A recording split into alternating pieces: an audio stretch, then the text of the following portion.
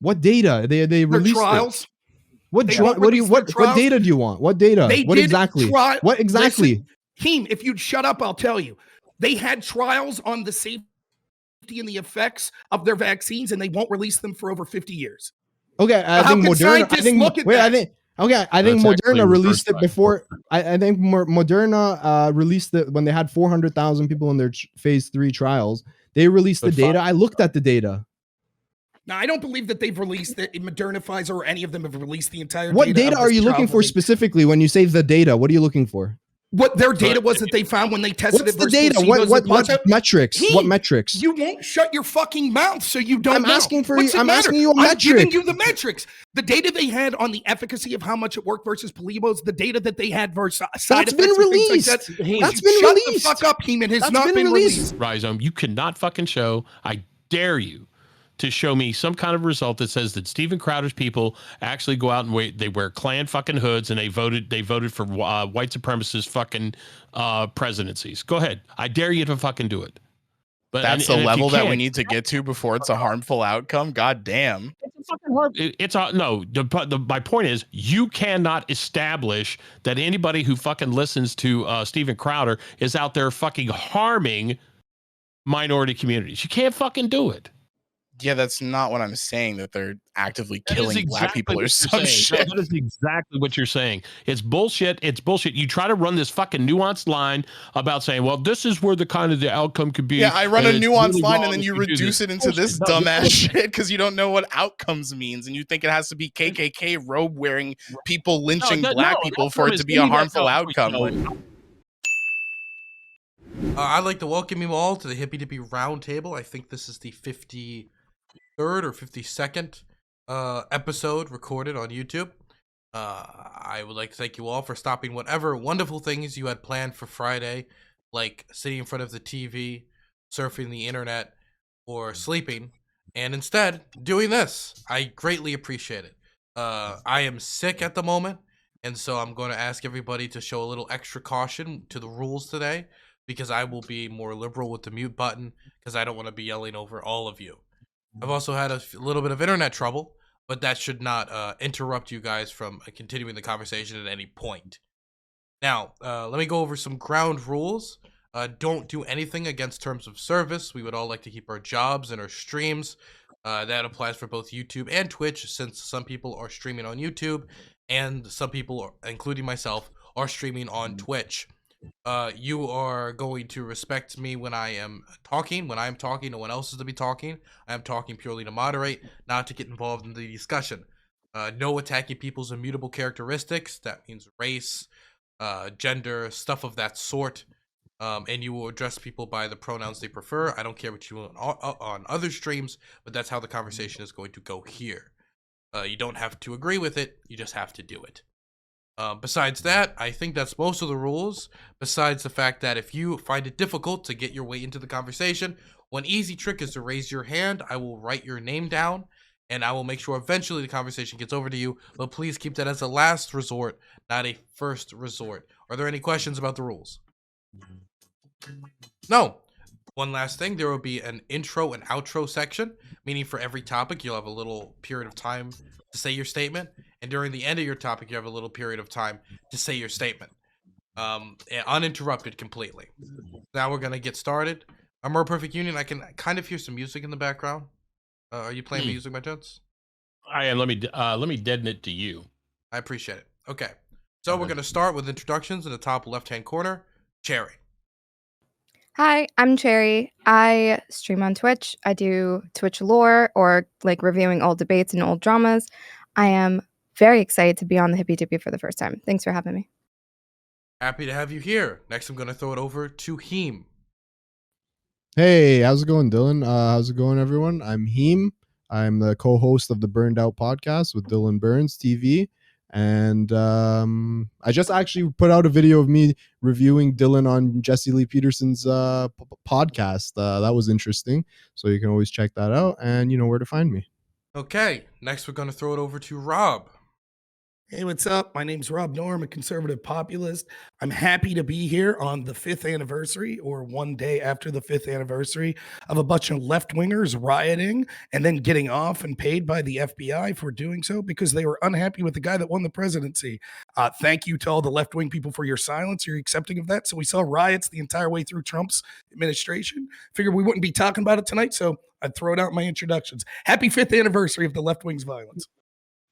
Okay, now I'm going to throw it over to More Perfect Union. Hey, everybody. This is the More Perfect Union. I am an occasional Twitch streamer, constitutional conservative.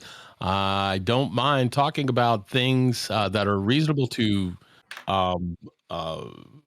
make improvements to the way our country works, but they just have to work according to the way the Constitution works. And if you don't like the way the Constitution works, my friends, get 2/3 and then 3/4, and we can all talk about it. So anyway, that's me, and I'm looking forward to debating people that I haven't met before. So excellent. Heem, good to see you again.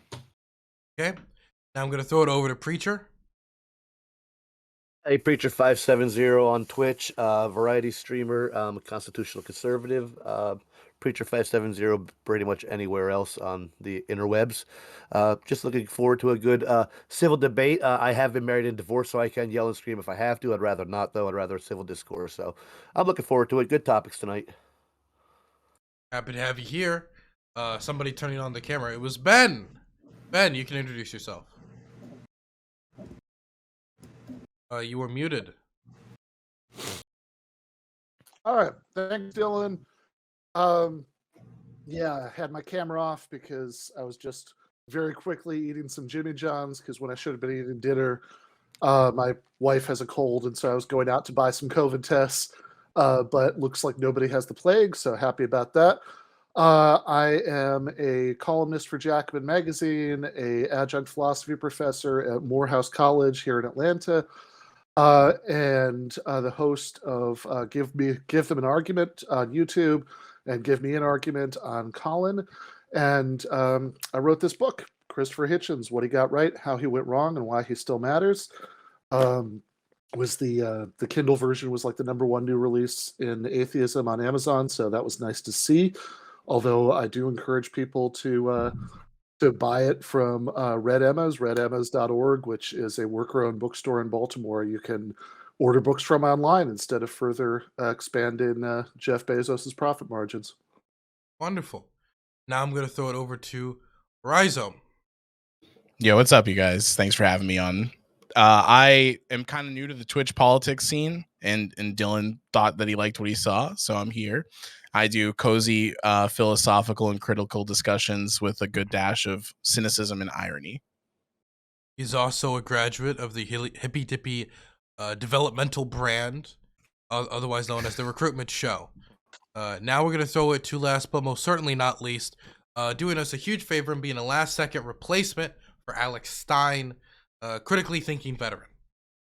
Yes, I am critically thinking veteran. You all know who I am, right? I'm, in fact, the people's champion, ready to bring the fucking memes. So I hope you're ready to cream, because tonight, what we're going to try to do is to make him motherfucking scream. Let's fucking go!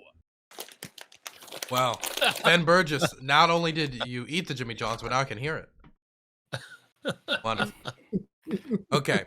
So now we're going to go into the first topic, which is Joe Rogan. Is he a fun goof or dangerous disinformation douche? This has to do with the fact that he has been getting a lot of criticism recently around a lot of his COVID takes on one of the most popular podcasts in the world, the Joe Rogan Experience, and has debated a few people on it on his show. And so I'm going to go around the room and let everybody give their takes.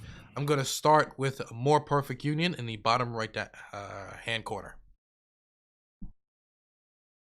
Oh, Joe Rogan, you know, the guy's, he's got a long history in media. I was kind of surprised to see him all fleshed out, doing UFC matches and stuff like that, right? So he's just really kind of into it. He is one of the early guys to get on and do his podcast, and really has a good, solid brand.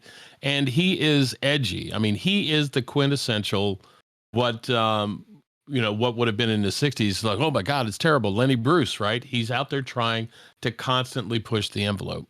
And I think people would reasonably leave it at that, except he brings on, very controversial people, and he's been very controversial with respect to COVID. And he brought on this guy, Dr. Malone, who has, has some history with mRNA development, has some questions about like mass formation, psychosis, or mass formation, which is like, if people basically see something enough, you keep repeating it, then everybody believes it, right? It's kind of like the big lie concept. But to be honest, right, I mean, the government has told us for, nearly 2 years that everybody's got to get a shot. You got to get a shot. You got to get this. If you get the shot, you're not going to transmit it. You're not going to catch it. You're not going to transmit it. Masks work. Masks don't work. You got to have 1 mask, 2 masks, 42 masks, etc. Right? So if people believe anything, I think it could be problematic if it's not true. But just Louis Brandeis said, the biggest point to all of what we're talking about here is for sunshine to be the best disinfectant and to bring more truth to whatever's going on. So honestly, I don't really have a problem with him. I don't think it's a problem for him to say what he's saying. People just need to come up with better counter arguments. And with that, I'll turn it back over. Okay, next is going to be Rob Knorr. Yeah, it's an interesting question. Dangerous disinformation douche. Well, he's certainly dangerous. He's dangerous to the corporate media and the establishment Democrats that want to censor anyone who disagrees with them. For example, like the Hunter Biden story, the questions surrounding COVID, other sorts of questions. Can you name me a movement in history that relied on censorship of free speech that we consider a movement that was a moral movement? But that's what we have with the modern day left and the Democratic Party. So yeah, in that sense, he's dangerous to them. He's dangerous to their brand. That's why so much of the establishment is pushing against Joe Rogan, because he's getting more viewership than them. And they don't like that. They can't have that. So they have to find a reason to take him down. The question is, who can decide what disinformation is? Dangerous disinformation. In totality, the mainstream media has more viewership than Rogan. And look how many stories they've got wrong in the recent history. Heck, we had Joe Biden himself, who no doubt has a bigger audience than Joe Rogan. I could bring up videos of him saying, if you get the vaccine, you're not going to get the virus. I feel that many people could contest that that's not the case. That clearly, so is that disinformation? We've seen the establishment, Fauci, the Biden administration, the Democrats, Dr. Birx, Dr. Collins, the CDC, the World Health Organization, change their stance on COVID time after time. Things that we were once told was disinformation that we should be censored for, like saying things like, well, how many people are hospitalized because of COVID and how many people are hospitalized who happen to have COVID? Now we see that's the mainstream talking point from the CDC, now that the Democrats are being blamed with it. We have other things like mask efficacy, natural immunity. All of these things were told to be disinformation that now the mainstream has caught up and changed their story. So no, Joe Rogan is a great man who is open to free speech, and he's funny and he's entertaining and he's willing to hear all sides. And that's exactly why they go after him, not because he's an extremist, but because he's moderate and because many people, including moderate people, are listening to him. And so the authoritarians that must censor information in order to have a stranglehold on the power that they currently have definitely think he's disinformation. It'll be interesting to see if anyone feels that way on this panel as well. Okay, next is going to be Rhizo. All right, yeah. My take is pretty simple on this. I think that the question poses a false dichotomy. I think you can be both a fun goof and a dangerous disinformation douche. So for me, the answer is both. I believe that Joe Rogan is a dumbass who has the power to influence other dumbasses to be dumbasses and further entrench them in their dumbass views, which have material effects on reality. Joe Rogan has epistemological flaws with his thinking that he doesn't acknowledge, often doing things like taking the both sides meme, like says some people say this, others say that. So how do we know what's really true? Which for his followers seems like a legitimate way to make conclusions about the world around us, and therefore will lead them to thinking that they have enough knowledge to conclude on something when that knowledge might be fundamentally flawed in a way that they can't detect. Gut instinct, common sense, and experience become the foundation of knowledge and understanding for him and his audience, as though any of those things can tell us about the truth of the world. Joe Rogan, in my opinion, is Dunning-Kruger embodied, and so are his fans. Okay, next I'm going to throw it over to Preacher. Yeah, I think, first of all, in order to be for a person to be a dangerous disinformation douche, they'd have to be talking to people who are either too lazy or too lost to do their own research. Uh, Joe Rogan's many things, but a dangerous disinformation douche is not one of them. To be honest with you, he knows who he is. He's already made his financial gains. He's built his own platforms. He has no need to hide. And honestly, I think he's not going to sacrifice his integrity out of fear of cancel culture. Almost like the Dave Chappelle thing. You can't cancel me because I don't give a shit. I honestly don't think definitely takes it to the edge, but I don't think he's a disinformation douche in any way, shape, or form. I think the man speaks his mind. He's a brash fella, and some people don't like that. So I'll leave it at that.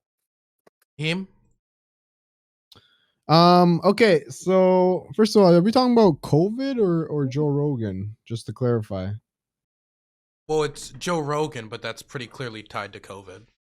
Okay, so I think that like in general, Joe Rogan and UFC shits, I like it. I like him on UFC, and I think his old stand-ups, they had some like interesting perspectives. I remember one joke specifically that stood out to me was on like an evolutionary joke where he said like that we're obviously like come from descendants of apes and stuff, and that if you gave someone a sandwich that was 96% shit and 4% not shit and told them it's not a shit sandwich, that they wouldn't believe you, and that always stuck with me and I liked it. But I think that over time what made him interesting was having people on of different opinions. And I agree with you guys. One of the ways I was introduced to Joe Rogan was like, I never wanted to watch a whole fucking Ben Shapiro segment, right? But I would watch Ben Shapiro go on Joe Rogan because I wanted to hear the views of the right. It would be a nice way to get a little insight into the rhetoric and the discussions that are going on around, all kinds of different political perspectives. But the problem is his COVID arc has been kind of like his downfall, I think. A lot of people say that that's like he's selling out or grifting or whatever. I don't actually think he is. I think he actually believes what he says. He's a genuine guy. I just think that he's surrounded himself with people who seem to support his positions a lot. And whether that's on purpose or by accident, we'll never really know. I think that in general, he seems like a pretty fun guy, right? And the people that he hangs out with, Alex Jones, that other one, Eddie Bravo, those guys seem like fun guys. Like nobody wants to hang out with Sam Cedar and go hunting and stuff, but those other guys are actually fun. And that's why I think a lot of it has to do with just like, he doesn't really care. He wasn't that political of a guy. He was just a guy who was interested in many different things. And now it's kind of like he's fell into this trap a little bit.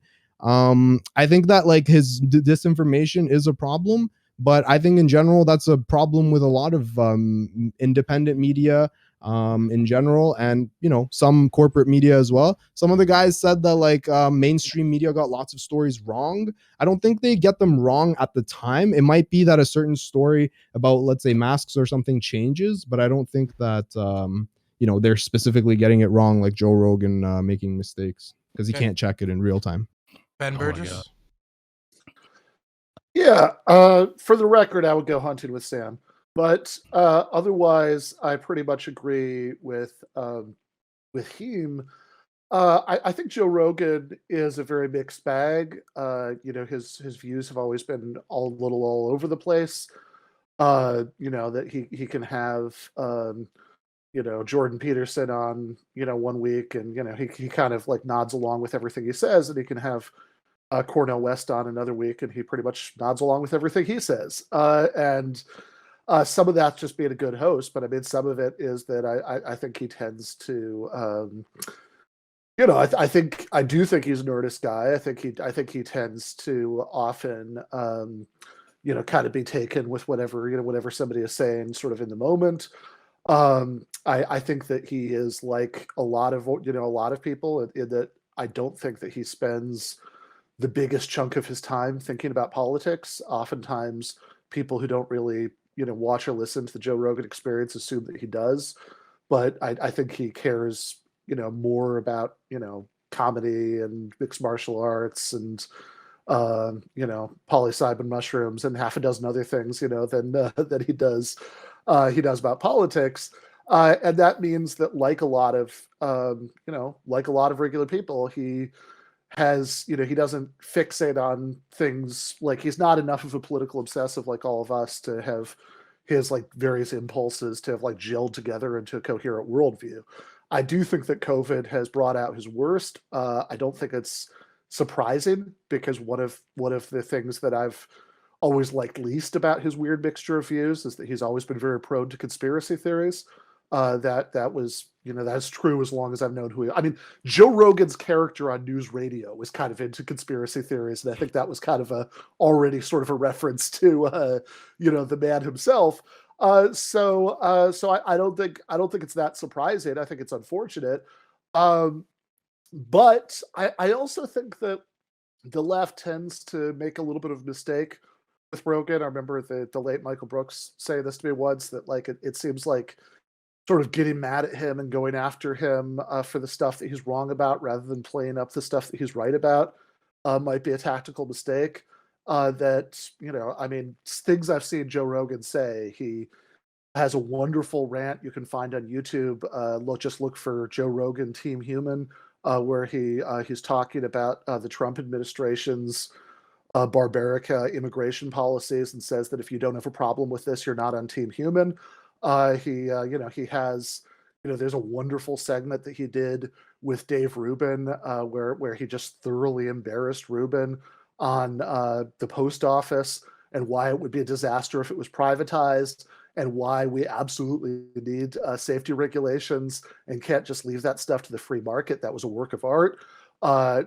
His segment with Dan Crenshaw, where Crenshaw was arguing against Medicare for all in these sort of goofy ways, that socialism, it's slavery, and Rogan had some like very good common sense responses to that, and was like very unswayed by it and kind of appropriately making fun of it. I like that. And so I would I prefer to like, I don't disagree that some of his positions on COVID are, I don't think they're right. I tend to, I tend to believe, I tend to think that the consensus of epidemiologists, which is often badly translated by politicians like Biden, but has always been, for example, that vaccines make it dramatically less likely that you'll get sick, rather than 0% likely. I tend to believe that, rather than taking, taking it from some of Rogan's more dubious guests. But I still think best approach to Rogan is to play up the good stuff, rather than fixated on yelling at him for the bad stuff. Okay, wonderful. Jerry. I'm gonna probably more so align with Heem on here. I think that Joe Rogan is just like a funny goof who also like spreads misinformation. But I think somebody like that needs to exist in the media or like on the internet, because most people in this world are like really confident in their stupidity and just like all the way misinformed, and they should see that representation. And CTV. All right, Chad. We all know what's going on, okay? So let me kind of lay it out for the panelists, because they don't understand what's going on, all right? This is what you're about to see. One, Rob is about to take the lead on the right, swiftly backed up by MPU and Preacher, right? That's going to be a strong trio to be able to try to defeat tonight, okay? So since we understand this, what you're going to see CTV doing tonight is being more of the strategic motherfucking nuke, right? So it's a 4-on-3 match from the start, right? And if I need to hit that fucking steel chair, chat, I'm going to be right there with it. I'm going to be right there with it, right? That's why I'm the people's champ. People's champ. So 4-on-3 match tonight. Rhizome, Cherry, Heem, and Ben Burgess, right? They're going to be coming. They're going to be trying to make the arguments. We're going to see what happens. We're going to see if it gets to the point where that steel chair gets knocked right upside somebody's metaphorical head. If not, what we know we're going to see is one hell of a 4-3 fight. You know what I'm saying? So, that in mind, chat, rest assured I'm watching the same conversation as you, and I'm trying to put it in where I can to make y'all laugh. All right, let's go. Wonderful. It's now open for open discussion. Try to keep it down an octave or two. Can I ask? Somebody said it was MPU. Do you really think that Joe Rogan is today's equivalent of Lenny Bruce? No, I'm not saying that at all. I mean, but I think God, Ben, in Ben's opening, can you guys hear me? Yep. Yeah, we're good. In Ben's opening, right? He said, "Look, he's got good points. He's got bad points. You should play up the good and just sort of shit can the bad, right? That's not bad logic to apply to like everybody, right? You don't have to agree with what the guy says. I mean, I look. He said he was going to support Bernie Sanders, right? He brought Bernie Sanders on, and the left just fucking loved the hell out of that, right? He was talking him up. He got his policies out. He said, "You know what? I'm going to vote for you." Okay, so there are things that the guy does. He's a comedian. He's an entertainer. Okay, and he's bringing people on that make other people think shit, right? And if you don't like the shit that he's trying to make you think, then that's fine. If you've got counters, bring the counters, or encourage him to bring other people the counters on, or watch other shit, right? I mean, the bottom line is he's just an entertainer, just like you, just like the rest of us, to the limited extent that anybody watches. For sure, but I just mean like when I guess like Lenny Bruce was before my time. So, but from the little that I know about Lenny Bruce, he was like pushing the boundary and he was like pushing the boundary and getting like arrested because he was talking about like sexual things on stage and what. Yeah, he was using so it's different that Joe Rogan's not in danger of getting arrested. What happened is we could see that with cultural institutions and things like that, they might not be as ham-fisted sending police after people now, but there's certainly a big push to censor Rogan, right? From people in positions of power. There's certainly a big push to get him removed from Spotify and to challenge Spotify and to force them to get removed. So I understand what More Perfect Union's saying in theory, that both are comedians who the culture that was dominant at the time sought to shut them up by applying pressure that would affect them financially, and in the case of Lenny Bruce, with his freedom. Can I ask you? Okay, let's say Joe Rogan. If I could add just oh, sorry. Okay, go ahead. Sorry, if I could just add one quick thing to it, Heem, that I think will help fill it out a little bit more. Everybody remembers how bad the left was anti Nancy Reagan's, just say no campaign, right? All of that stuff, it was a big problem. They went after people. They were, about violence, about the gaming industry and stuff like that, right? Everybody on the left was just like nuts crazy for it, right? So it's possible, depending on who happens to have the dominant view or the dominant view in power, in political power, that whatever they don't like, okay, is naturally opposed by everybody else in society, or a large chunk of people in society. And I think that's just kind of what we're seeing, right? Rogan is bringing up some points that the dominant power theory thinks is bad, and that's why they want to call it misinformation, instead of saying, you know what, Rogan brought on a guest who said X. Let's bring a guest on somewhere else who can answer what was said, not just say the guy was full of shit. Can I ask you guys? Okay, I want to ask the righties. Do you guys, let's say Joe Rogan came out and was like, yeah, I'm having this guy on who published a paper once who's actually trying to tell us how insulin doesn't work. And he spends 3 hours explaining how insulin is actually a fake drug and it's not effective and it's actually going to harm you. Would you guys then say like, okay, this is settled, like he's harming people with this? No. Or do you hold the same position regardless of what it is? No, I don't. I hold the same position regardless. Let me push it farther. Let's say there was a radioactive spill and the government comes out and says there's radiation in the air and you're getting exposed heavily above any sort of dose that you can handle. And Joe Rogan comes on and says, nah, I don't feel it on my skin. I think we should chill and like wait. Do you guys think then would you like, I'm wondering, is there any line or no, there's no line? No line. Let me ask the counter question to you, Heem. You do a show with Dylan Burns. If you as a host bring someone on and they say some things that are harmful to whatever, like should you then be labeled a dangerous disinformation douche and have people calling for the canceling of your show? Well, I mean, first of all, the show that I host with Dylan is mostly memes, but I mean, yeah, you could. I've been on a panel you hosted. Wait, if I do it repetitively and like, and there's a pattern and I don't recognize that, like, hey, listen, someone came on and maybe spread misinformation, then I think how about instead of hypotheticals, we actually, if we point out what he actually did say that you're talking about. Give us the disinformation. Well, the reason I'm bringing up the can I just go ahead. Sorry. A quick question here. Yeah. So Rob, I think, said two things, right? Labeled a dangerous disinformation douche and have people call for him to be like censored from Spotify or whatever, right? So like I understand your view is that he is to some extent a dangerous disinformation douche. Can't say that phrase without laughing. But do you think, right, that he should be like kicked off of Spotify or whatever? Because that seems like a very different issue to me. Are you asking me? Yeah. No, I don't. I don't think that he should be. I just think that like it's good to. I didn't think so, but the way he put it made it sound like. I think it's good to like.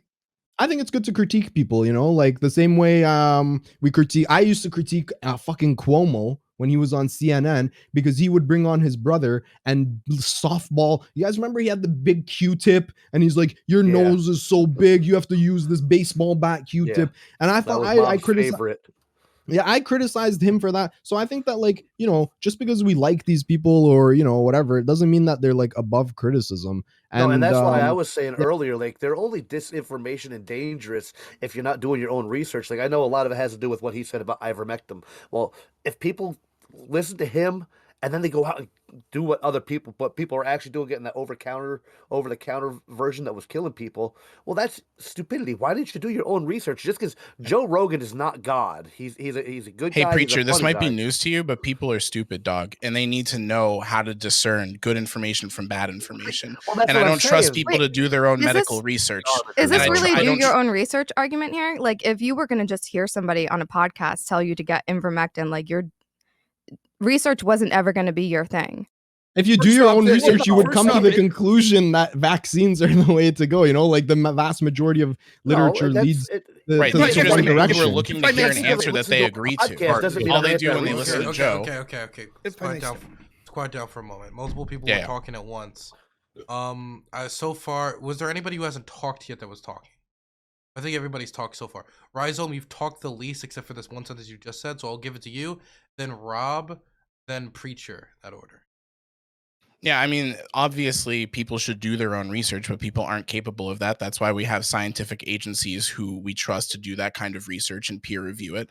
And we have global research at this point that speaks to a very similar conclusion about what is good and what is not for COVID practices, right? The big problem that I have right now with the way that we're talking is the people on the right are acting like disinformation is politically aligned, and disinformation is just bad information. Can we agree on that, or are we just going to talk about conspiracies all night that everything correct is coming from the left just because that's what the mainstream media wants you to think?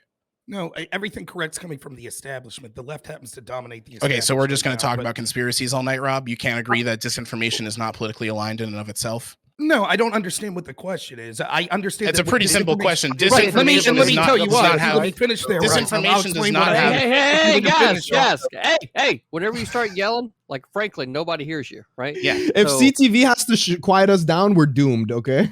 Yeah, I'll give you. I'll give you the simple version, Rob. I don't have a lot of experience with doing the shit, right? So I'll give you the simple version, Rob. You know, is disinformation a partisan issue, or is it something that can happen from the right and the left? Disinformation can happen on both sides, but the way people define disinformation, particularly the ones that want to censor people or to critique people on it, what they mean by disinformation is things that I disagree with or things that I think are wrong. Because, for example, who are these people? Are they just who you've experienced online? Are you going to keep interrupting? When you say some dumbass shit, yeah. If I interrupted you every time you said dumbass shit, you might as well take a seat from the panel. Sure, why don't you go back to the minor leagues? You can do leave that. The big boys talk, you fucking worthless bum. Now, anyways, if I can finish up here, disinformation, for example, we were told, for example, first by the people in charge, like the CDC, Dr. Fauci in February, that the flu was going to be worse than COVID. That's what the director of the CDC and Dr. Fauci was saying in February of 2020. There were people online that were called conspiracy theories that said, no, COVID's going to be really bad. Many of them that came from the right. Those were called dangerous disinformation people. Then we had people that were saying things like, wait a minute, we shouldn't just count cases. Because some people were counting as COVID cases, but they went to the hospital with a sprained ankle. They happened to test them. They were asymptomatic, but it counted as a COVID case. So we need to find out how many people are hospitalized or dying because of COVID versus how many are dying and who happen to have COVID. That was called dangerous disinformation. Okay, we now find out real quick. Please, I let everyone else. Okay. So, no, wait, I was saying dumbass shit. The point I'm trying to make, and we could keep going on and on with all of the things that we were told that was dangerous disinformation and that you were literally censored from places like YouTube for saying, we actually find out was now true. And now people in positions of power, when it would harm the Democrats to admit otherwise, it was called dangerous disinformation when people like me said that that mayors, or I'm sorry, governors were withholding information on how many people died in nursing home thanks to Democratic governors' disastrous policy to force nursing homes to take COVID patients. I was told over and over I was a conspiracy theorist for that. Now we know that that was true. So the question I have is this: what exact disinformation did Joe Rogan himself spread? What and secondly, and I'll just say this real quick. Even if no one on this panel is calling for his censorship, that's great. But let's not act like the president of the United States hasn't said that it's incumbent on these companies to stop disinformation. He just said it in his speech. And now we see people following suit and saying that Joe Rogan should be censored. So even if you're not saying it here, that's what people in positions of power are doing. Okay. So can I respond since it was directed towards me? Sure. And then we're going to have you respond, and anybody wants to respond directly to that. Then we got to go back to the list, which now is Preacher and MP on it. Cool. So, Rob, you first said that when people like you were saying things that are now proven to be true, it was dangerous disinformation. That's right, because you didn't have the epistemological foundation to know what was a reasonable claim to actually make and to conclude on. Scientific understanding evolves over time, my friend. We don't believe in geocentrism anymore. It's pretty straightforward. And no matter how much you clap and look like a clown right now, it's not really going to help your point. And also, quick, wait, if I can also respond one real quick, wait, if I can wait, respond real quick, you can respond to both of us. Can you go respond ahead. to both of us? I'm going to Sure, respond to it'll your be easy. initial point too. You were bringing up the COVID flu thing. Are we still on this? Like, obviously, the reason that COVID was mitigated was because we wore masks, we social distanced, we had lockdowns. Are we still doing this? Like, you're going to compare flu numbers from when everybody was walking around making out and shit to COVID restrictions? Team, do you even understand what I said? I said that the people in positions of power in February of 2020, like Dr. Fauci said, don't be worried about COVID. How would they know? Wait, one sec. How would they know that it would? How would they know? So you're saying that they were spreading dangerous disinformation and they didn't know? They were I'm saying what Rhizome just said, which is science evolves. Of course. How would they know the final answers? Great question. So show me the data that they were looking at that came to that conclusion. Good point. The data they were looking at was okay. Now I'll respond to Rhizome because he didn't really say much. Sure, go ahead. So I'll respond to him. Like the problem is what you're doing is cheering for authoritarianism and censorship of all counter information. So for example, the same argument you're making now, almost every foreign policy expert said we should go to the Iraq war. Almost every single one. And people like me, we didn't have access to whether or not there were weapons of mass destruction in Iraq. So we were dangerous disinformation people, even if we were right, because we should have bowed down to the experts because they had done their research. This is so juvenile and it's such an argument for authoritarianism. And basically what you're saying is that the science is infallible, that we have to trust them no matter what. And even if we show over and over again, predictably, that they were wrong, saying things like, oh, it couldn't have came from a lab, or natural immunity isn't that good, or it's okay to send these patients to nursing homes, that we just need to shut up. Now, wasn't the whole point here, just let me clarify, everyone's stance on the left here was, well, we're not saying we're censoring Joe Rogan, but there's room for criticism. Isn't that what you all said? No, I didn't even mention censorship in my answer. Okay, right. So I said that you're not saying that, none of you are saying he should be censored. You're just saying that he should be criticized, correct? Correct. Okay, so then now Rhizome's argument is, but even if you end up being right, it's still disinformation if you speak out, and dangerous if you're criticizing the scientist or disagreeing with the scientist in positions of power. So it's okay to criticize Joe Rogan, at the but time not it's the wrong. scientist. We can't criticize if them. at the time it's wrong, then what are you going to do? What are you talking about? If at like the time you just determines happen if something's right or wrong? The data that's available. Real quick, this view of science that we just have to listen to a few people that call themselves scientists and no one else. They don't call themselves scientists. There's not a few they don't people. call. Wait one sec. No one is calling themselves scientists. No. They're going through the educational process to get their certification required to become scientists. Dr. Fauci said attacks on him are literally attacks on science, and I don't care. Fine, we can say then. What does that? Wait, one sec. What does that have to do with you saying that people are calling themselves scientists as though they're not scientists? I'm not implying that they're calling themselves scientists, that they're not scientists. I'm saying that we have this cast of people that we put a label on, that we say we could only listen to them, and other people aren't allowed they went to have to a school say. for Please be quiet. But they were wrong over and over. But they were wrong I've been over in and over. school. Okay. Rob, I've been in school for radiation physics for 10 years. Wait. You Okay. CDV heard me, and he acted like an attack dog there, and I appreciate it. Okay, so I'm gonna have him say what he's trying to say. Then we're going to move on to Preacher and MPU, and I saw Cherry was trying to get something out, so I'll try to bring it around to Cherry. Him? Dylan, I hope you feel better, buddy. Listen, all I'm saying is You're acting as though going through the process of getting a scientific degree and going into getting a PhD and publishing papers is so easy and like anybody can do it. There's so much groundwork that goes into place. Of course, they would have the authority on this shit. They've been in school for it. I've been in school for 10 years learning radiation physics. Obviously, I know more than you guys know. Like, So what do same you with mean? foreign policy, correct? People that went to school to be foreign policy experts, we can't It's trust not them, the same correct? at all. Why? Foreign policy and science are completely different. You think they're the same? It's the same. Wait, is it the same? It is the same in the way that I'm talking about it, which is saying that because someone has an expertise that we can't challenge them. Do you think that the scientific process and the process by which someone becomes a foreign policy expert are the same in terms of how sure they can be with their conclusions? No, think explain what to me Rob's the trying to say scientific. is that- Explain to me the scientific process. Why don't you explain the difference? What is the scientific process? Explain it to me. The science, what you want me to, where should I start? You start with a hypothesis and then you come up with an independent variable and then a null hypothesis and then you try to figure out what you're like. What do you, where do you want me to start? So you're saying Can I that step you in here for a test moment? hypothesis real quick. So you're saying that you test hypothesis, and yet it's disinformation for people that want to test these scientists by testing their claims, even when they end up being right and the scientists. You were listen, wrong. wait 1 sec. So I have no problem with scientists critiquing other scientists, okay? Which has been done. A lot of these guys that go on Joe Rogan's show, later on, actual scientists go through their work and figure out whether or not they're actually being accurate or not and critique it in a scientifically responsible way. That's I'm 100% cool with. I'm not saying that the data that Fauci goes off of or whatever is like 100% true. If you want to critique it, go get an undergrad degree, then get a master's, then get a PhD. I'm serious. Then That's you'll what have the Dr. Malone requisite did. knowledge. Then That's you'll what have the Dr. Malone requisite did. knowledge. Then you'll That's have the what Dr. requisite Malone knowledge did, to didn't critique he? it. Dr. Malone's a doctor, right? He went through this process. Who are you? Dr. To criticize Malone him? is a doctor. Real Wait quick, 1 sec. who are Dr. you to Malone is, criticize hang on, him? He's I'll a answer it. He's a doctor, but he wrote a book called some shit about mass psychosis. Hey, you're He not went a to school scientist. for You can't criticize chemistry. him. You can't criticize him. You're not a doctor. He went to school for science. He knows the scientific process. If I No go one to on school here can for criticize physics, Dr. if Malone. I go to No school one can for criticize him. physics and then I come out and write a book about relationships, I can't say, hey, listen, I'm a doctor. He You have to developed listen the to what I'm saying.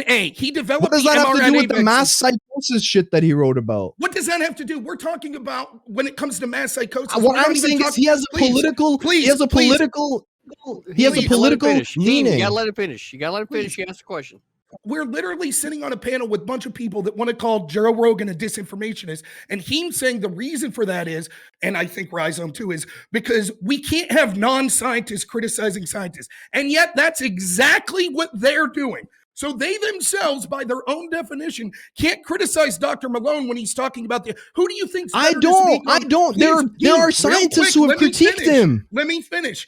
There are scientists that critique the scientists that like Dr. Fauci too. So it's not just no-name people like me that are criticizing them that happen to be right. It's also actual doctors that were criticizing them being censored as well. The point is, you can see, as I said in my opening, they'll just call disinformation whatever they believe is wrong. And so they can say, they can criticize who should speak more on vaccines than the guy that created the mRNAs.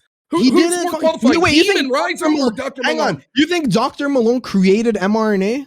He was literally on the patent as the name that wrote the paper that was the first name that was on the paper that created it. Created what? The mRNA vaccines. So he had a small part to play in the lipid part did you have to formation play? of the delivery. What part did you play? Me? Yeah. I go by scientific No. consensus. I'm telling you, I go by scientific You're allowed consensus. to criticize a scientist even though you're not one. I go by the criticisms of actual scientists who have critiqued him. Yeah, right. I don't come up with the was also criticisms going by the myself. criticism of scientists that were critiquing Dr. Fauci and the CDC. There were also So doctors. why and do you scientists- hang on? So let me ask you, why do you go by the minority and not the majority? They were right. What?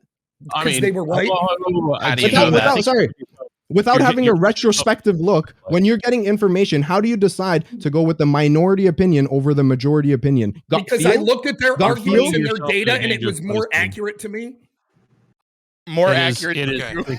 Hang on a second. So we gotta It throw. is Well, they were right, explicitly Rhizome. Weren't they? Hey, Dylan's talking now. Okay, Dylan's so talking. Hush. It's gonna be Preacher next. He's been waiting patiently.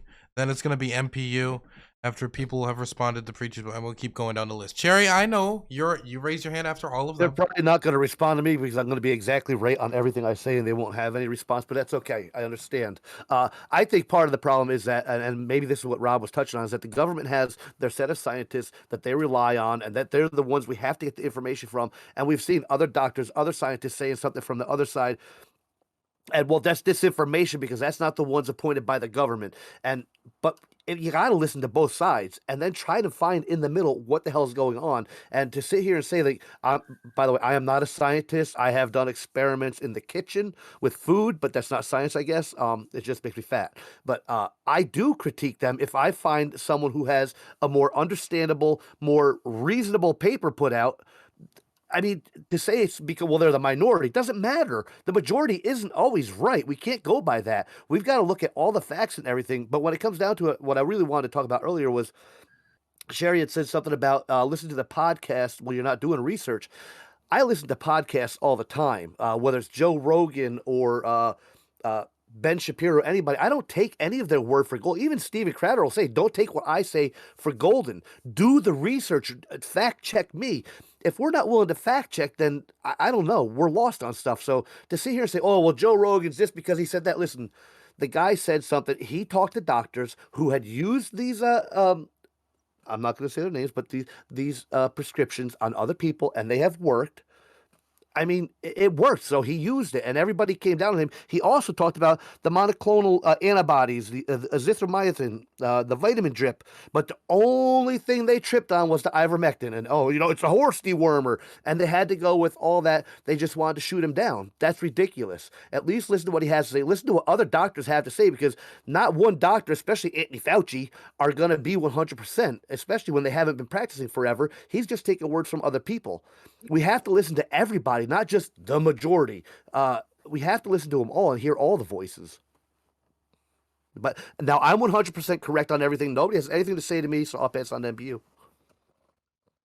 Look, the whole concept of what disinformation is and what the potential damages are, I think we can objectively look at what is being said, what information is being brought out, and we can question it, and then we can determine, okay, through discourse, through dialogue, through discovery, we can determine whether or not something is actually true or not, or likely than not to be true, or more likely than not to be false. And then we can advance and we can move forward, right? We can apply the scientific method to that, but you have to be able to question, okay, the status quo first of all, right? For thousands of years, people thought the Earth was flat. They thought that the sun revolved around the Earth. Okay, it took a minority of people, Columbus sailing the ocean blue, okay, to believe that you could get to the other side of the Earth by going in the wrong direction. Okay, and nobody believed him. Okay, Galileo was branded a heretic for his beliefs. Okay, so you can't say that just because the majority believes in any fucking thing. Do you think the scientific method has changed at all? Stop. I'm not going to get into a fucking argument. You're going to go back to Galileo? You can respond. No, God That's like his time, Raheem. Calm down. What I'm simply got me singing saying, Queen. that people question science all the fucking time, and they weren't necessarily fucking scientists, right? The idea of being able to have more speech to have more speech in order to frame the conversation in a better way is a better path forward than simply saying, I disagree with him, so let's fucking deplatform him, let's demonetize him, let's do this shit that seems almost exclusively to come out of the left. And by the way, since we're talking about fucking disinformation, what about the 4 years of disinformation that Adam Schiff and the fucking Democrats did about Russian fucking collusion? That's bullshit. You can't have it both fucking ways, guys. Okay.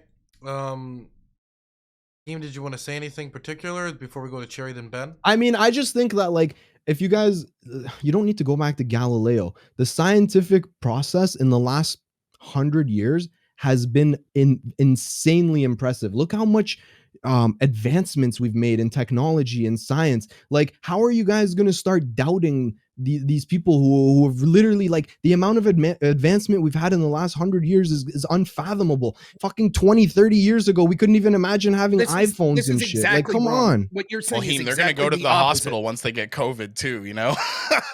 Are you making fun of Dylan because he has COVID? Is that what you're doing? Yeah, he's making fun of Dylan. Dylan, he's making fun of you, bro. Oh, no, he's making fun of other people. Dylan has COVID. Hey, Dylan, do you think that's cool? Making fun of, cheering that people get COVID? Do you think that's cool? I have to fucking be an asshole.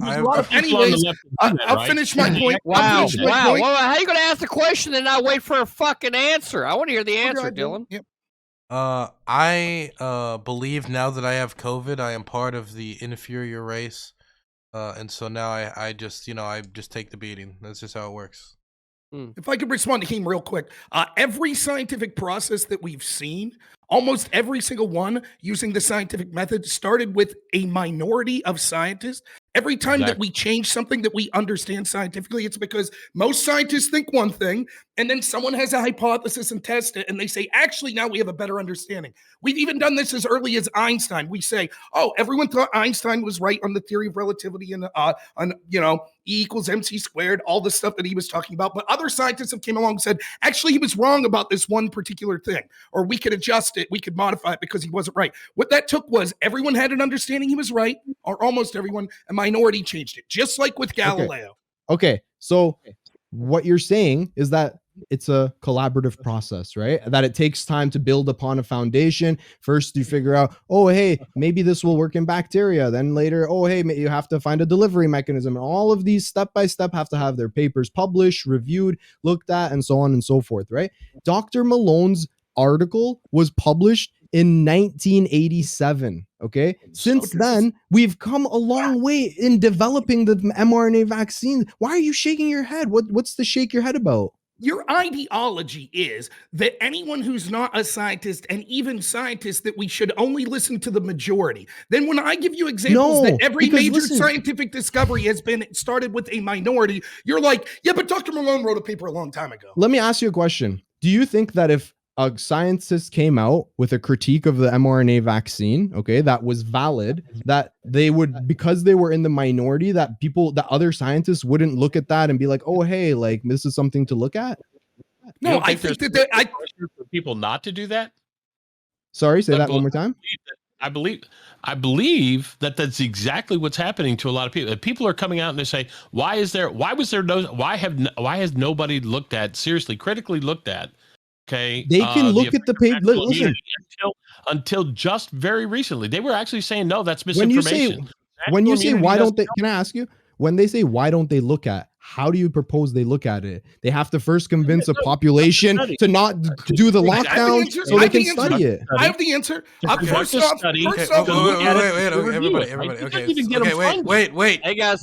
Okay, so, we're gonna have. Okay, could you ask the question again? So then we have one person respond, then we have to move to the rest of the panel. I can answer in 5 seconds. Okay. Have Pfizer release the data? What data? They released trials. What data do you want? What data? What exactly? What exactly? Listen, if you'd shut up, I'll tell you. They had trials on the safety and the effects of their vaccines, and they won't release them for over 50 years. Okay, I think Moderna.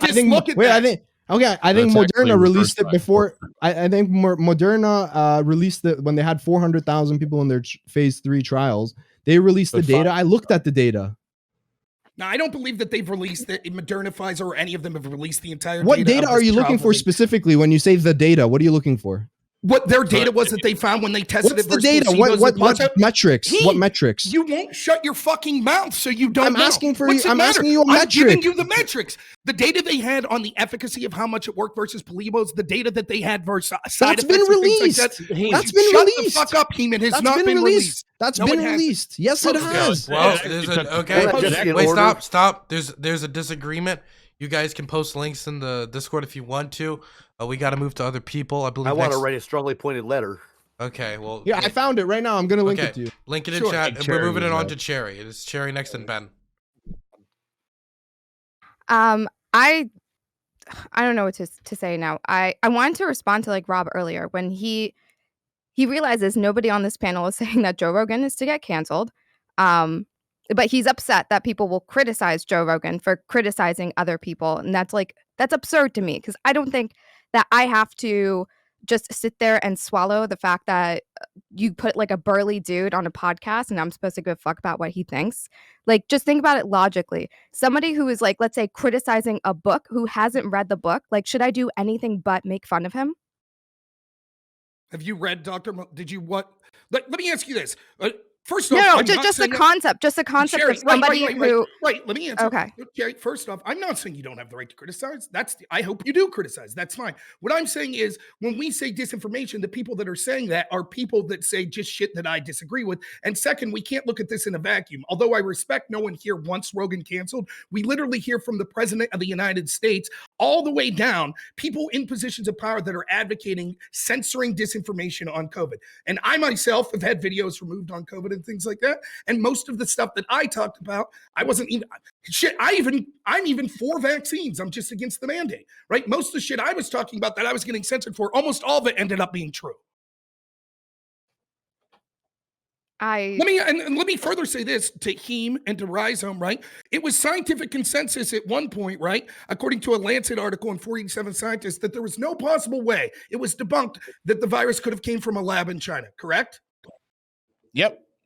Okay. Wait, one sec. Hang on. Do you think that's like? Let him go down his line of questioning. No, but one sec. Do you think that Let him make his point?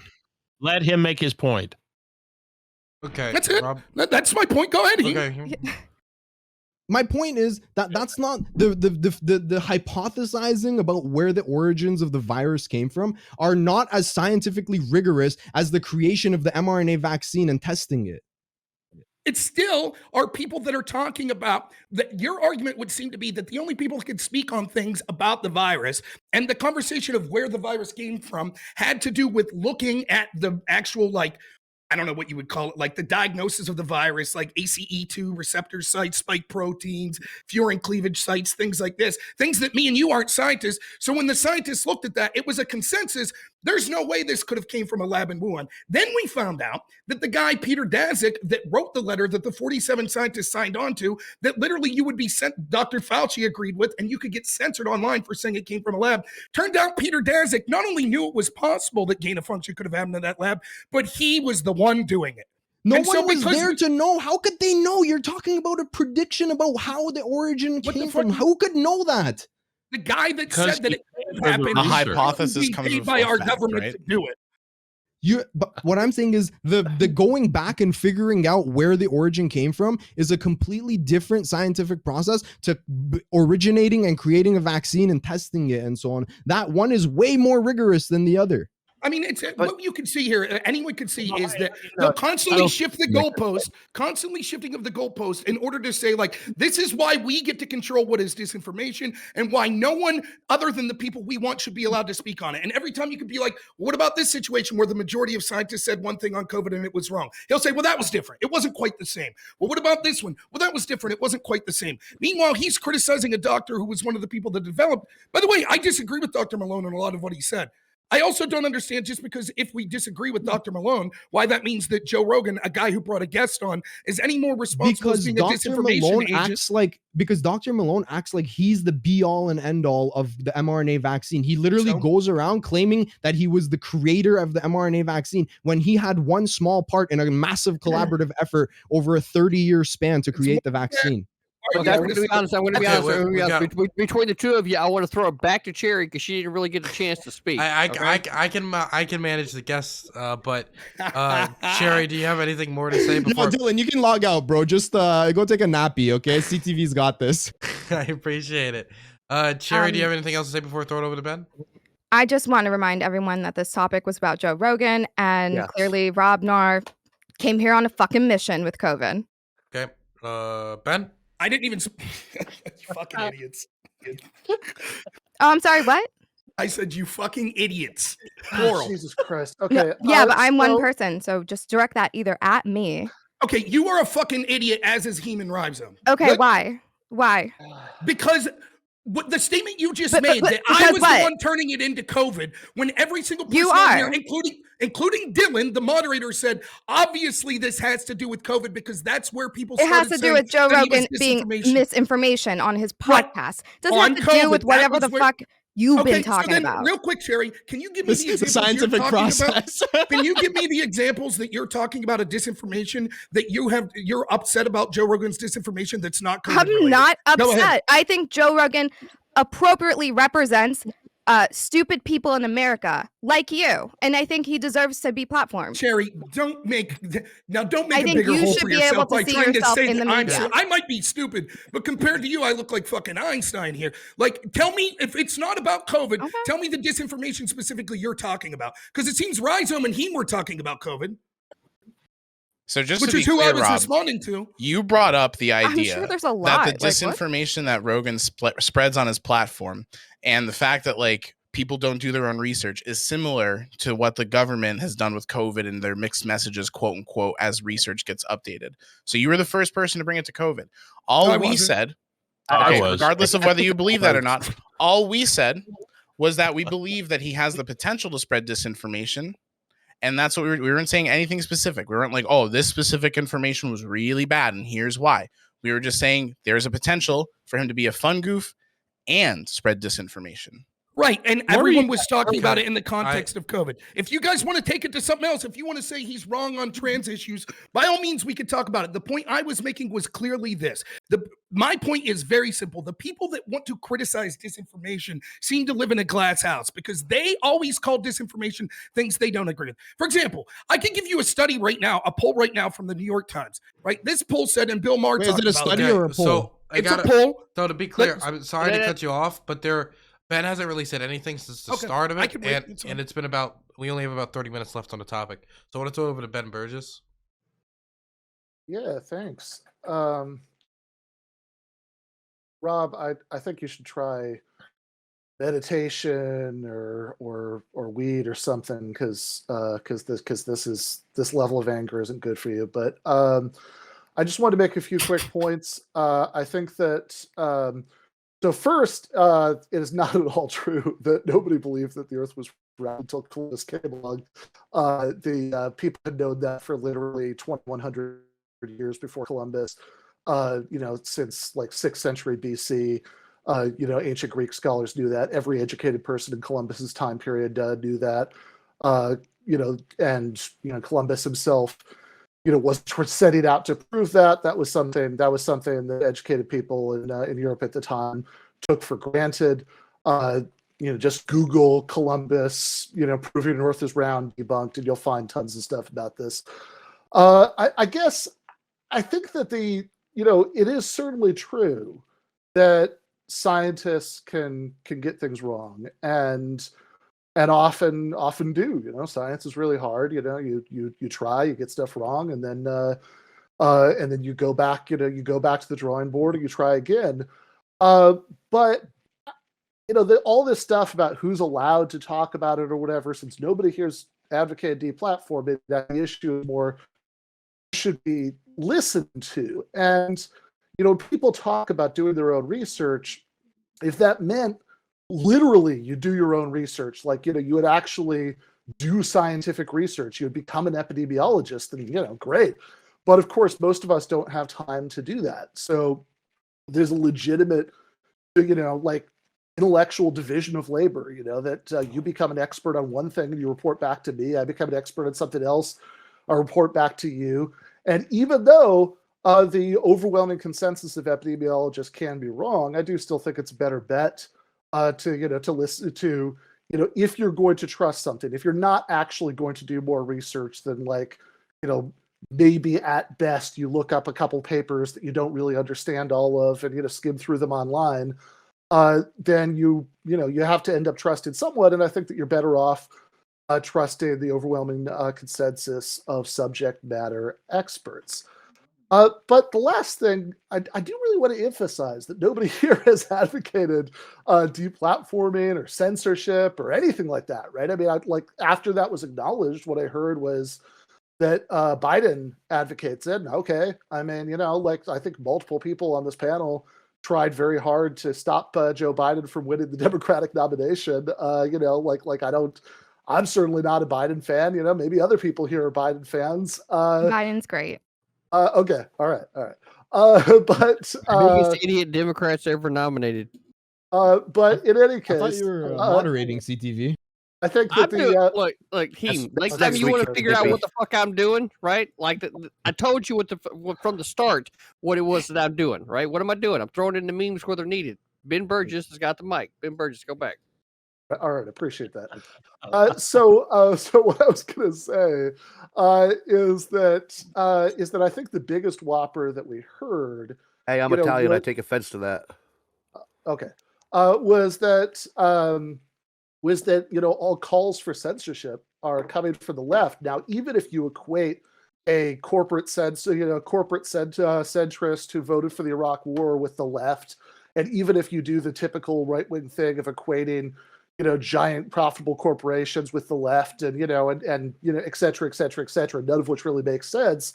That's still not true, right? I mean, right now, the biggest threats to free speech in the country come from Republican state legislatures that are doing things like passing laws to empower bureaucrats to peer over the shoulders of classroom teachers and get them fired if they say anything. Oh my God! If they You say need to stop. anything that an unsympathetic parent could think came too close to so-called critical race theory, because people are so terrified of people being exposed to those ideas, not to mention laws to legalize running over protesters. So since clearly we're not talking about Joe Rogan, like I think I've heard his name like 4 times in the last hour, we might as well talk about that.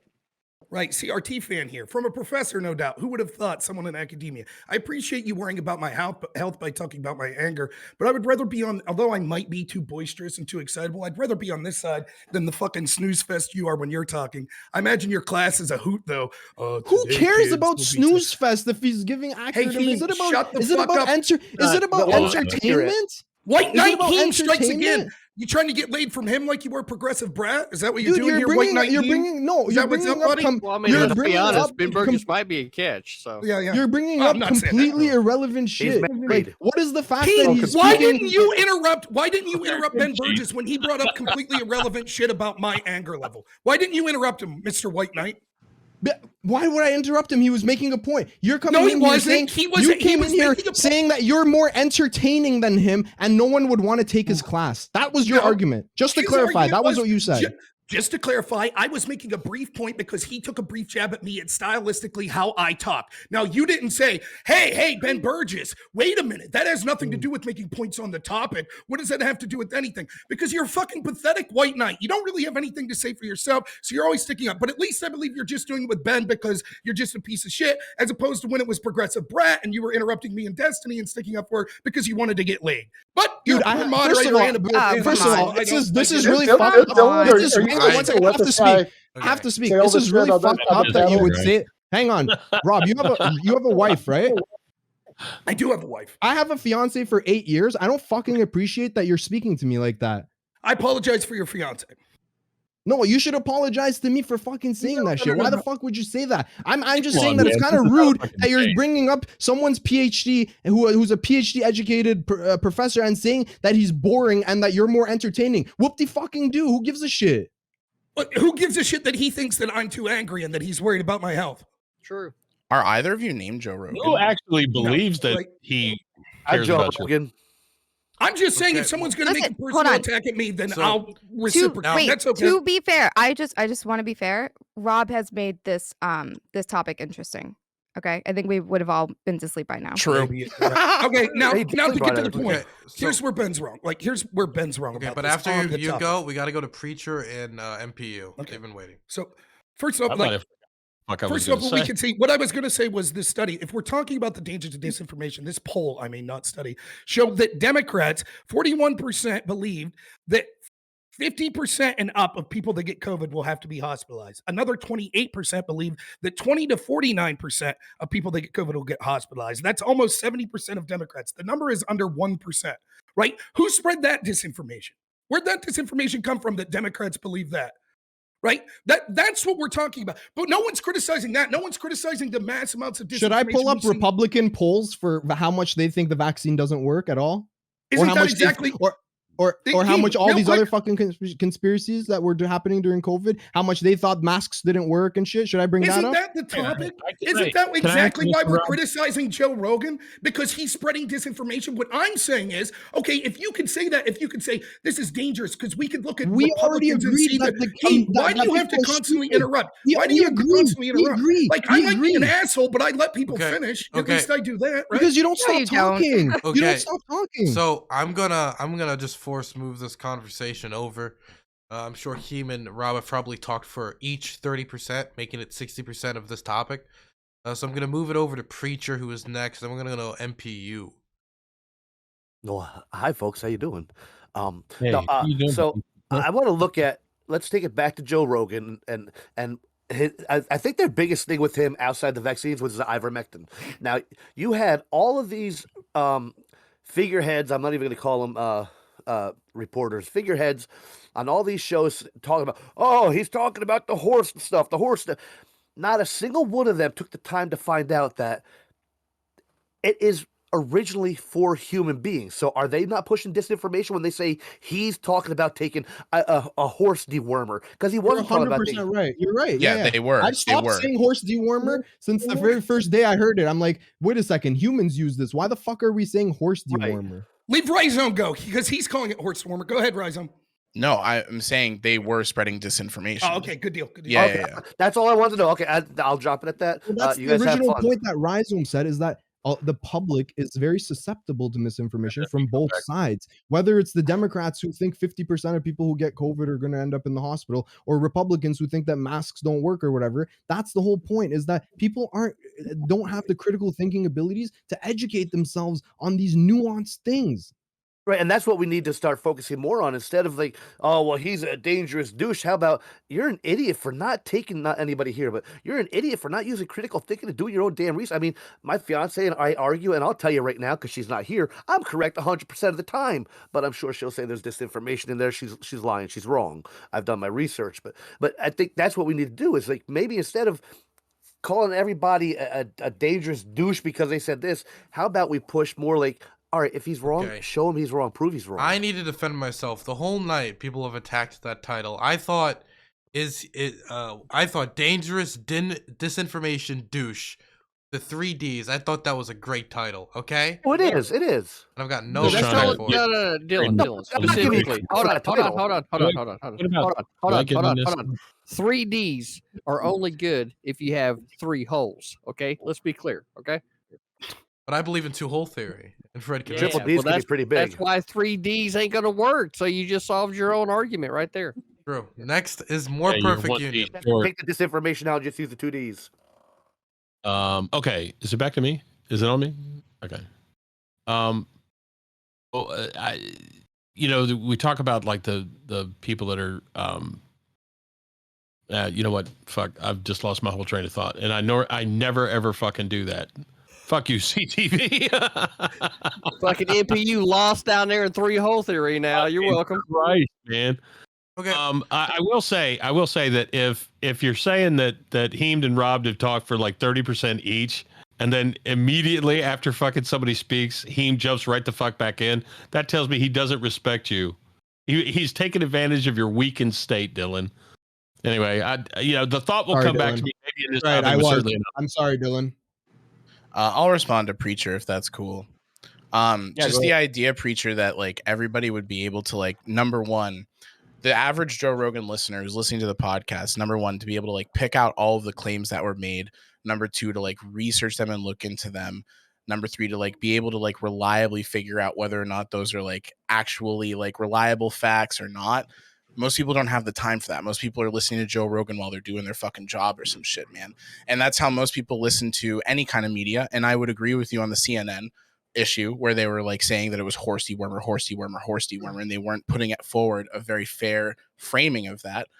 But the same problem is happening there. I would say the same exact thing. Most people aren't listening to CNN and then looking it up after. Most people listen to that and then they were like, these fucking idiots taking horse dewormer, right? And it's the same thing as Joe Rogan. So if you can see how CNN doing that leads to disinformation being spread.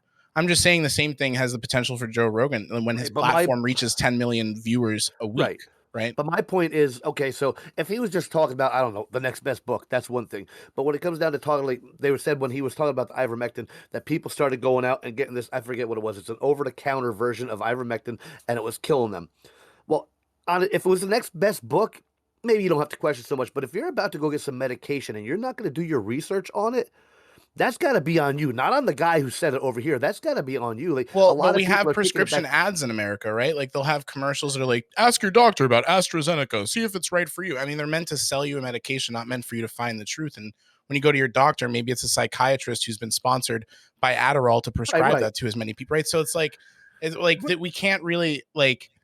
The idea that people are going to have the faculty to look into this. You can't trust a doctor because they might have impure motives. You can't trust a scientist because they might have impure motives. You can't trust Dr. Fauci because he might have impure motives. You can trust me. Oh, but we trust you. I can trust me. What the fuck are your motives? Do shit. Yeah, so we don't listen to anybody. Everyone can be lying at any time. Oh, you hear? So look, I get into this argument all the time, right? If you can take the advice of somebody, you can either act on it or you can reject it, or you can evaluate it and then you can act on it or reject it. The fact that people say shit doesn't mean shit at all. Okay, so what you're saying right now doesn't mean shit at all. Thanks. Stop. If somebody gives you information that you think might be of use to you, and then you turn around and say, well, somebody said that ivermectin is something because it has antiviral properties. And then you go talk to your doctor and your doctor says, you know what, that does work. And then you get COVID and your doctor says, you know what, we had this conversation. That'll be good for you. I'm going to prescribe ivermectin to you. And then you go to your fucking pharmacist and your pharmacist says, I'm not going to fucking fill the prescription. That's a fucking problem because the pharmacist doesn't have fucking expertise that the doctor has. Okay, Cherry? Are you going to say that the doctor is less intelligent than the pharmacist? I think they're both more intelligent than you. I don't know what's going on here. I'm sorry. I got an alert. That's why I would ask them. No, hey, stop. That's why I would ask them for their fucking opinion, right? And I would take their advice into consideration. But it's still my fucking choice. But, right? Of course, and you can choose to die. People make that choice every day. I have never met you, and I would never denigrate you, and I would never say that you're stupid, but you are acting like a bitch right now. I'd say it. I get that a lot. Okay. Fucking true.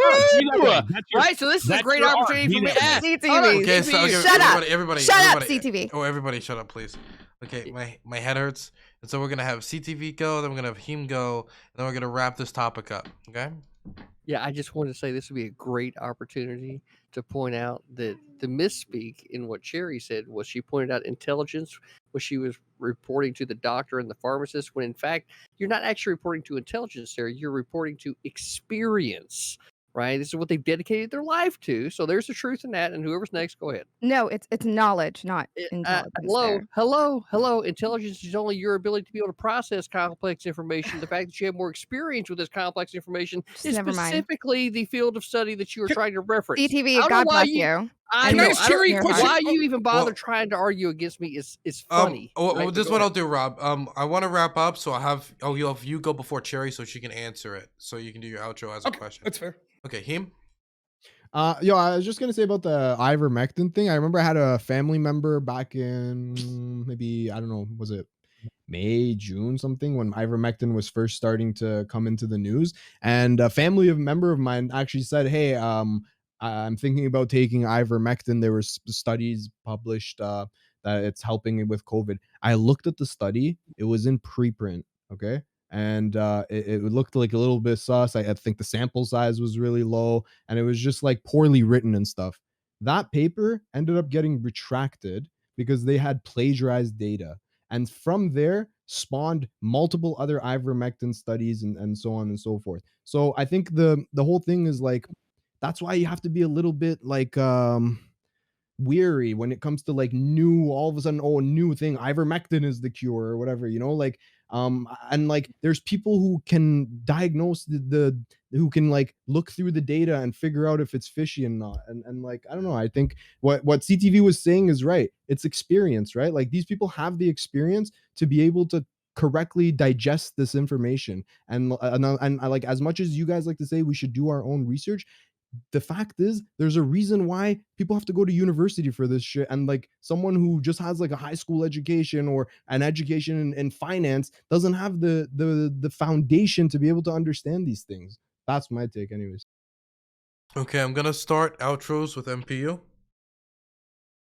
Yeah. So the conversation about Oh, and everybody whether or try to not- keep it to a minute. I'm sorry, just keep it to a minute so we can have time for the next topic.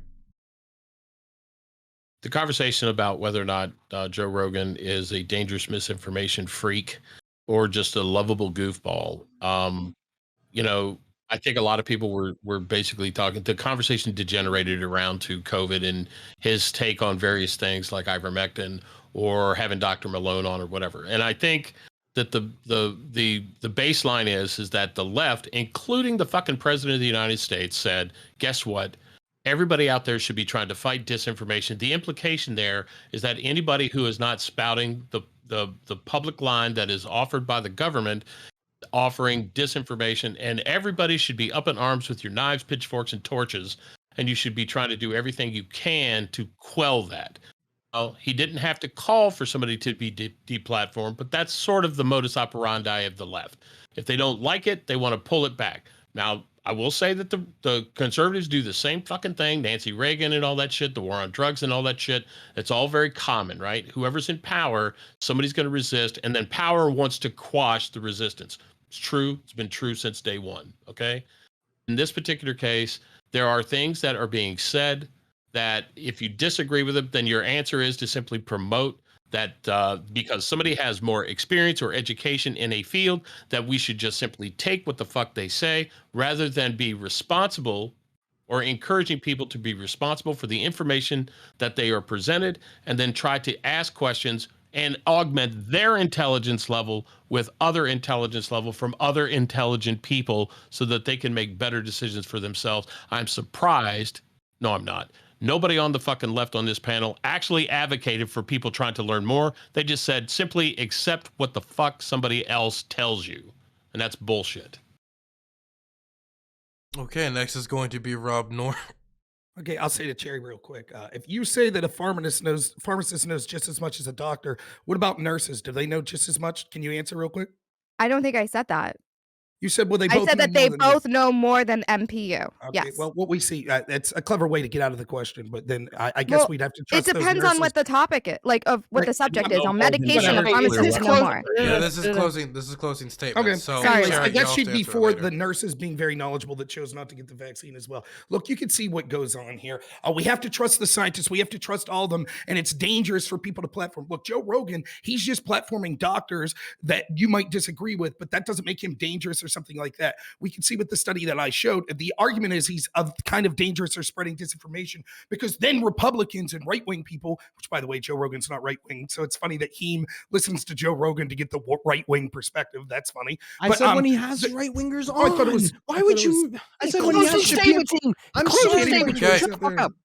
Right. Anyways, so what we can see is that that's the implication is Republicans are getting misinformation. When I point out that when it comes to the severity of COVID, Democrats are wildly more believing misinformation. Like they don't really have anything they say. They say, yeah, what about Republicans? The point is, and what I wanted to ask Rhizome is, he seems to say, yeah, everyone's spreading disinformation. So then what's the safest thing to do? No one talk about COVID? Is that the safest thing? Because when the news talks about it, right, then all of a sudden people hyperventilate and think that it's worse than it actually is and things like that. So whoever talks about it, we're still going to have this, well, you have to rely on the scientists. Now, when I show over and over that the scientists have been wrong, they just say, well, that's okay. That's how science works. They're wrong. They were wrong then, but we have to trust them now. And if you're not a scientist, you can't agree with them. This ignores two things. One, that there are scientists that disagree with them. And second, that scientists as a whole and as a consensus can also be wrong. And when they're wrong repeatedly on a certain thing, if we can see that many of the people that we're told we have to listen to actually have political motivations to push the positions they want, that's ridiculous. Right now, I just want to say when it comes to the censorship question, like we all live in a vacuum. I appreciate Ben Burgess trying to say if we don't teach white kids that they're evil and racist, racist. And if we don't want our tax dollars to go to that, to teaching critical race theory, that's censorship. That's not censorship. We can see most of the censorship's coming from the left. It's coming from the Democratic Party. It's coming from Joe Biden. And the fact that you people on this panel don't want that censorship, that's great. But let's not ignore the fact the party that you represent does. Rhizome? Yeah. So basically, my closing statement is pretty simple. Disinformation is apolitical. We seem to all agree that disinformation has the power to spread on a platform that reaches millions of viewers. The comparison of the global scientific consensus to the private conclusions of an agency looking for WMDs in Iraq is laughable. You guys who believe and do your own research in this convo have proven why you're incapable of being trusted to do that. And you guys have shown why Joe Rogan has the potential to legitimize people's completely misinformed way of thinking by playing to their pre-subscribed biases. And Rob, you just asked me what's the safest thing to do. It's trust the larger global consensus than one of the dumbasses who has their research thrown out on its face because it didn't hold any weight and who relies on a podcaster to promote their ideas. Hey, you. Yes, you. Right there. You.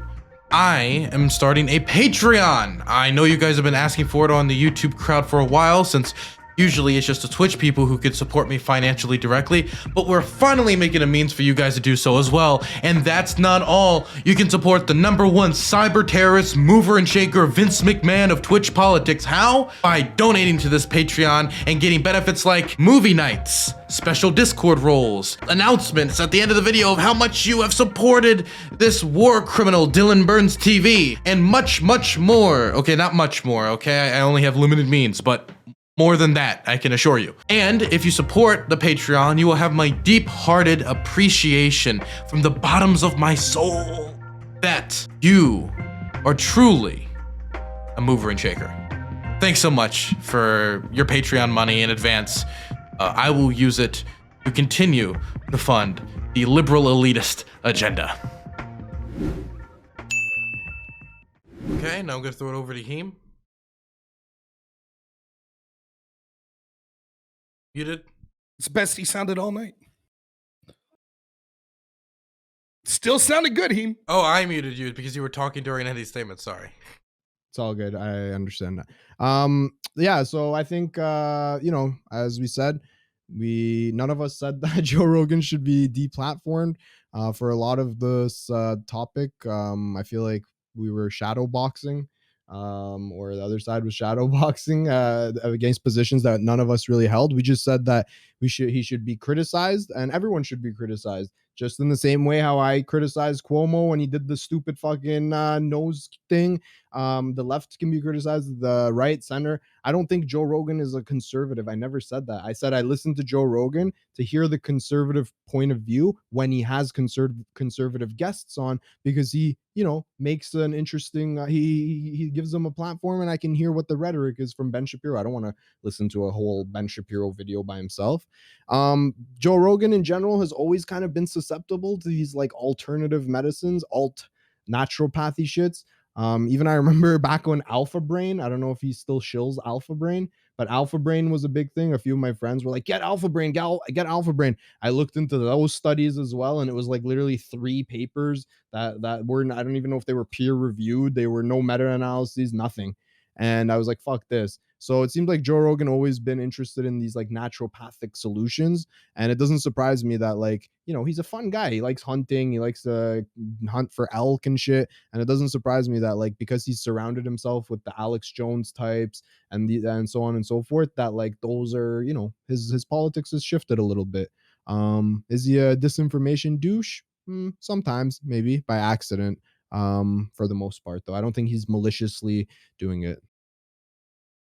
Okay, next is going to be Preacher. Yeah, I still stick to it that he's a lot of things, but I don't. Maybe he does do disinformation unintentionally, occasionally.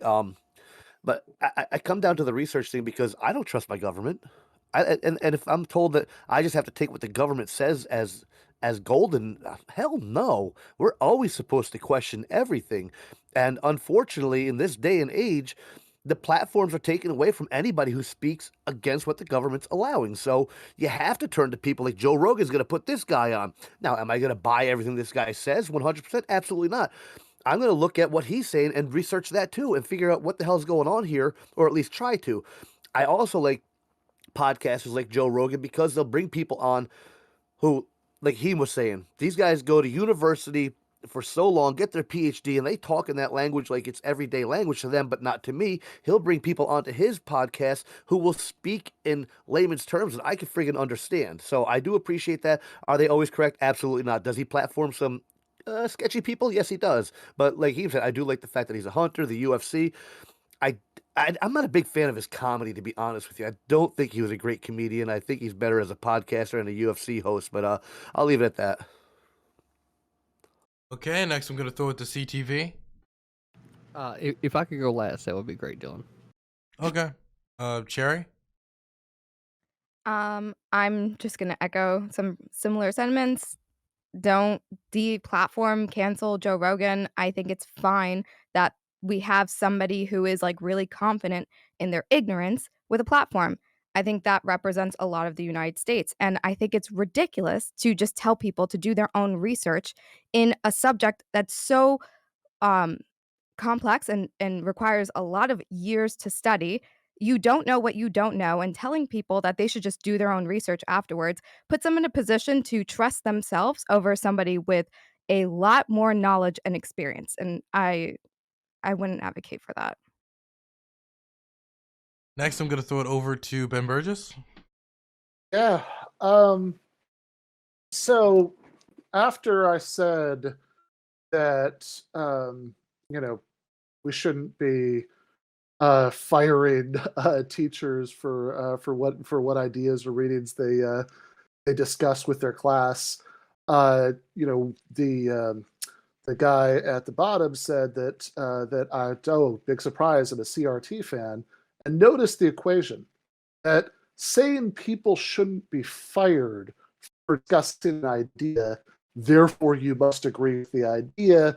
That is a pretty, like, if you can't see the difference between those two things, you don't believe in free speech, full stop. I do believe in free speech, which is why I don't think Joe Rogan should be deplatformed.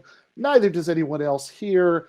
And if you think that Joe Biden is, the left, then I think you are most charitably a very, very, very confused person. Talk to a leftist; they don't like Joe Biden. Okay. CTV?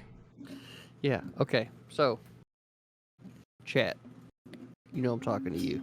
People champ here. All right. So, this is what we've been seeing. All right.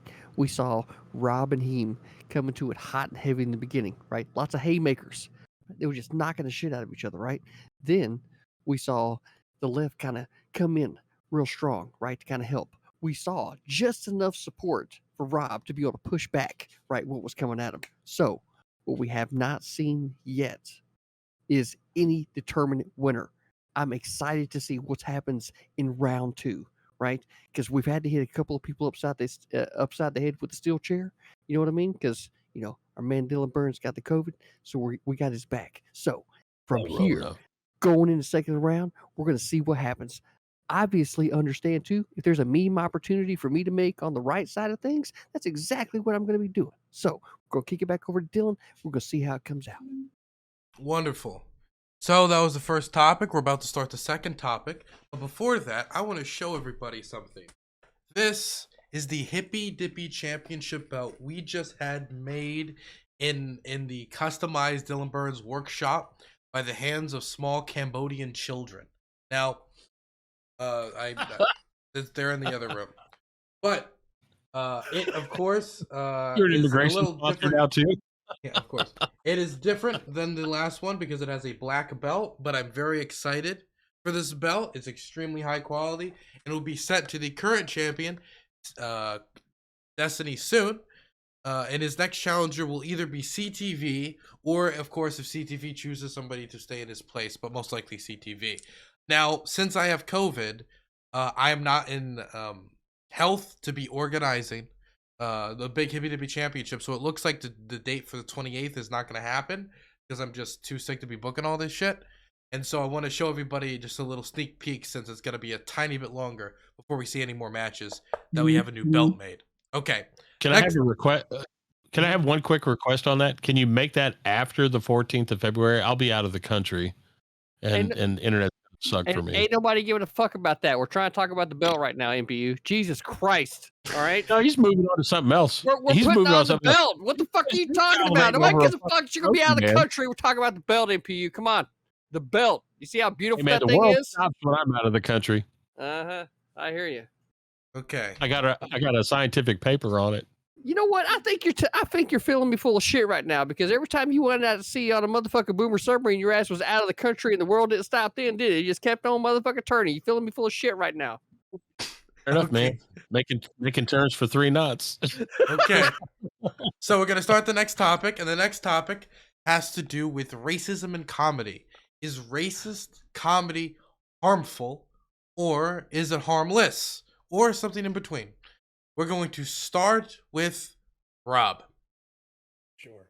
A good topic, given what we just said, that we know that Ben Burgess would defend a teacher that wants to say black people are inferior from getting fired, right? It'd be against free speech, right? It'd be against free speech. That's what he said. You can't want anyone fired for anything like that, whatever they say, right? Yeah. Real smart. Anyways, by the way, I'd be interested to go back and see if that's all you said. Fucking liar. No, don't worry. Let me ask you real quick. If you want to talk during my opening, let me ask you then. So you're saying if a teacher stood up and said, I think black people are inferior, you wouldn't want them fired, or you would? Obviously, I didn't say anything about that. No, you didn't say that, but that's logically... That has nothing to do with what we're talking about. That has nothing to do with the laws. You're just lying. Okay. No, I'm not lying. That's the logical extension of you saying I'm against free speech. Can we if I want anyone fired, stop for a second. Okay. But during opening statements, no one else is supposed to talk. If you ask them a question, we're supposed to wait till that. It makes it 10 times more difficult for me to moderate. So let's not break new ground here tonight. Rob? Fair enough. All right. So yeah, racist comedy can be harmful, but I basically don't give a shit.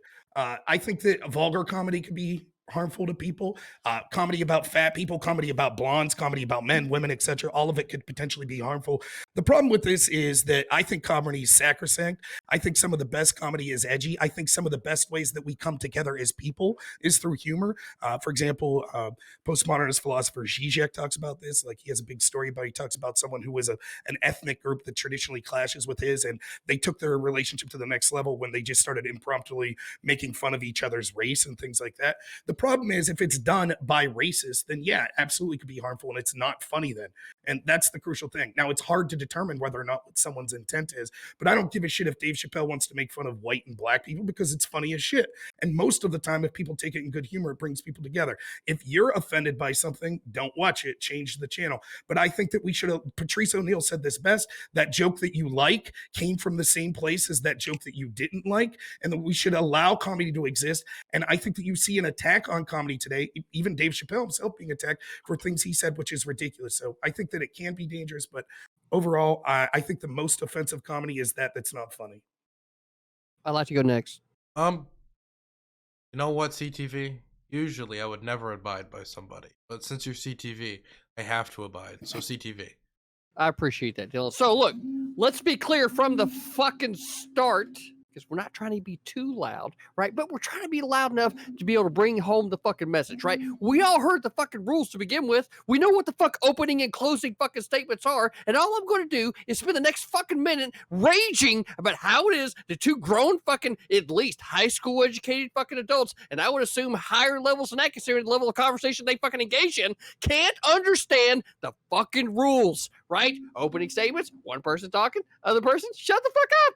So fucking simple. So if we can just adhere to what very few fucking rules that we got here, I know this second round is about to be a little bit more memey, right? But a lot more spicy, right? So this is what we're about to see, right? Because I got a feeling that there's going to be an epic battle between Cherry and someone this next round. I don't think we're going to be able to hold her back, folks. She looks like she's about ready to burst over there. She's about to let loose on somebody, right? So, whoo! This is going to be a very, very exciting round. All right, Dylan, go ahead. Ben Burgess? All right. Yeah, I think you have to balance the fact that I interrupted him against the fact that I heroically held back while he was doing just about everything short of screaming racial slurs or showing us his dick earlier. So I think that. Oh yeah. Also, Slavoj Žižek is a friend of mine. He's definitely not a moderate. I also don't think he would really agree with you about I think what he's saying about racial jokes is a little bit more nuanced than that. But look, I think that I think it depends on intention. I think that I think obviously it's possible to say something cruel and disguise it as a joke, and that you shouldn't do that. That doesn't mean comedy shouldn't be allowed to exist. Doesn't even mean comedy where people are doing that shouldn't be allowed to exist. But like I might dislike it. I think that I think that getting upset at somebody for being offended at a joke is a little bit like getting upset that because someone you have a crush on doesn't like you. It's about there's about as much point to that. I think it depends on delivery, and I think that some of the best humor can mine subjects, including ethnic and racial ones that that we would normally find offensive, and sort of get around those defenses, and and make you laugh anyway, right? So I always think of a time I was on David Feldman's show, and we were talking about a shooting at a synagogue, and David said, "Well, really we have to talk about gun control here because we're always going to have anti-Semitism." And then he does this perfectly timed pause and says, "As long as I do this show." And I lost it laughing at it. That this is something I'm sure I'm not capturing it, retelling it, but I think that some of this stuff is in the eye of the beholder, and some of it just depends on how well you exit it. So yeah, I think maybe it might seem like a little bit of a cop out, but I think it depends on the joke. Okay, next we're gonna throw it to Cherry.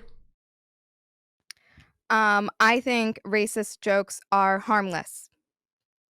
I think if you're going to take the position that that it's sometimes harmful if it doesn't feel like a joke, then like that's not a joke. I think if it's a joke, then it's just fucking harmless. Learn to laugh. Next, I'm gonna throw it over to Preacher.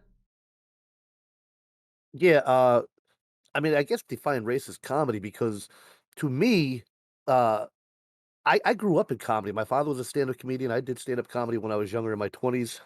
Uh, People using race in their comedy has always been funny. Now, if you're doing it in a way to hurt or degrade, no, that's just racism. That's not comedy. There's a huge difference. But yeah, like Dave Chappelle, he's hilarious. He says, "Listen, if you listen to Dave Chappelle or Chris Rock or Eddie Murphy do their impression of a white guy, and you don't know one person that sounds like that, you're friggin' lying." There's truth in what they're saying. It's funny. We can all joke and laugh and have fun and get together around it. If you go to a comedy show and you get butthurt, well, that's on you. You went to a comedy show. Some woman suing Andrew Dice Clay. Well, lady, who'd you think you're going to see? It wasn't the Pope. But I mean, take it from where it's at. You're going to see comedy. It's supposed to make you laugh. If you're not laughing, go find a different comedian that makes you laugh. Move on. Him. All right. I think I think that racist comedy can be funny. I also think that I don't know, I think all kinds of comedy can be funny. I think it's particularly funny when it is in the expense of the racist, or trans jokes can be funny when they're at the expense of the transphobe. And like I used to listen to the Howard Stern show. He used to have on a legitimate KKK member on the show and just rip him to shreds and like ask him like about his views, but they were so comically bad that he would just like laugh at them and stuff. Growing up in a very multicultural city, I grew up around all different cultures, and my very first favorite stand-up comedian was Russell Peters, whose entire act is literally just doing impressions of Indian people, impressions of Chinese people, impressions of Persian people, every impression you can think of. And going down to the like the cultural differences between these things, and there are interesting cultural differences. Another very good piece of content that has racial humor is Harold and Kumar, which I think is a fantastic movie that still holds up.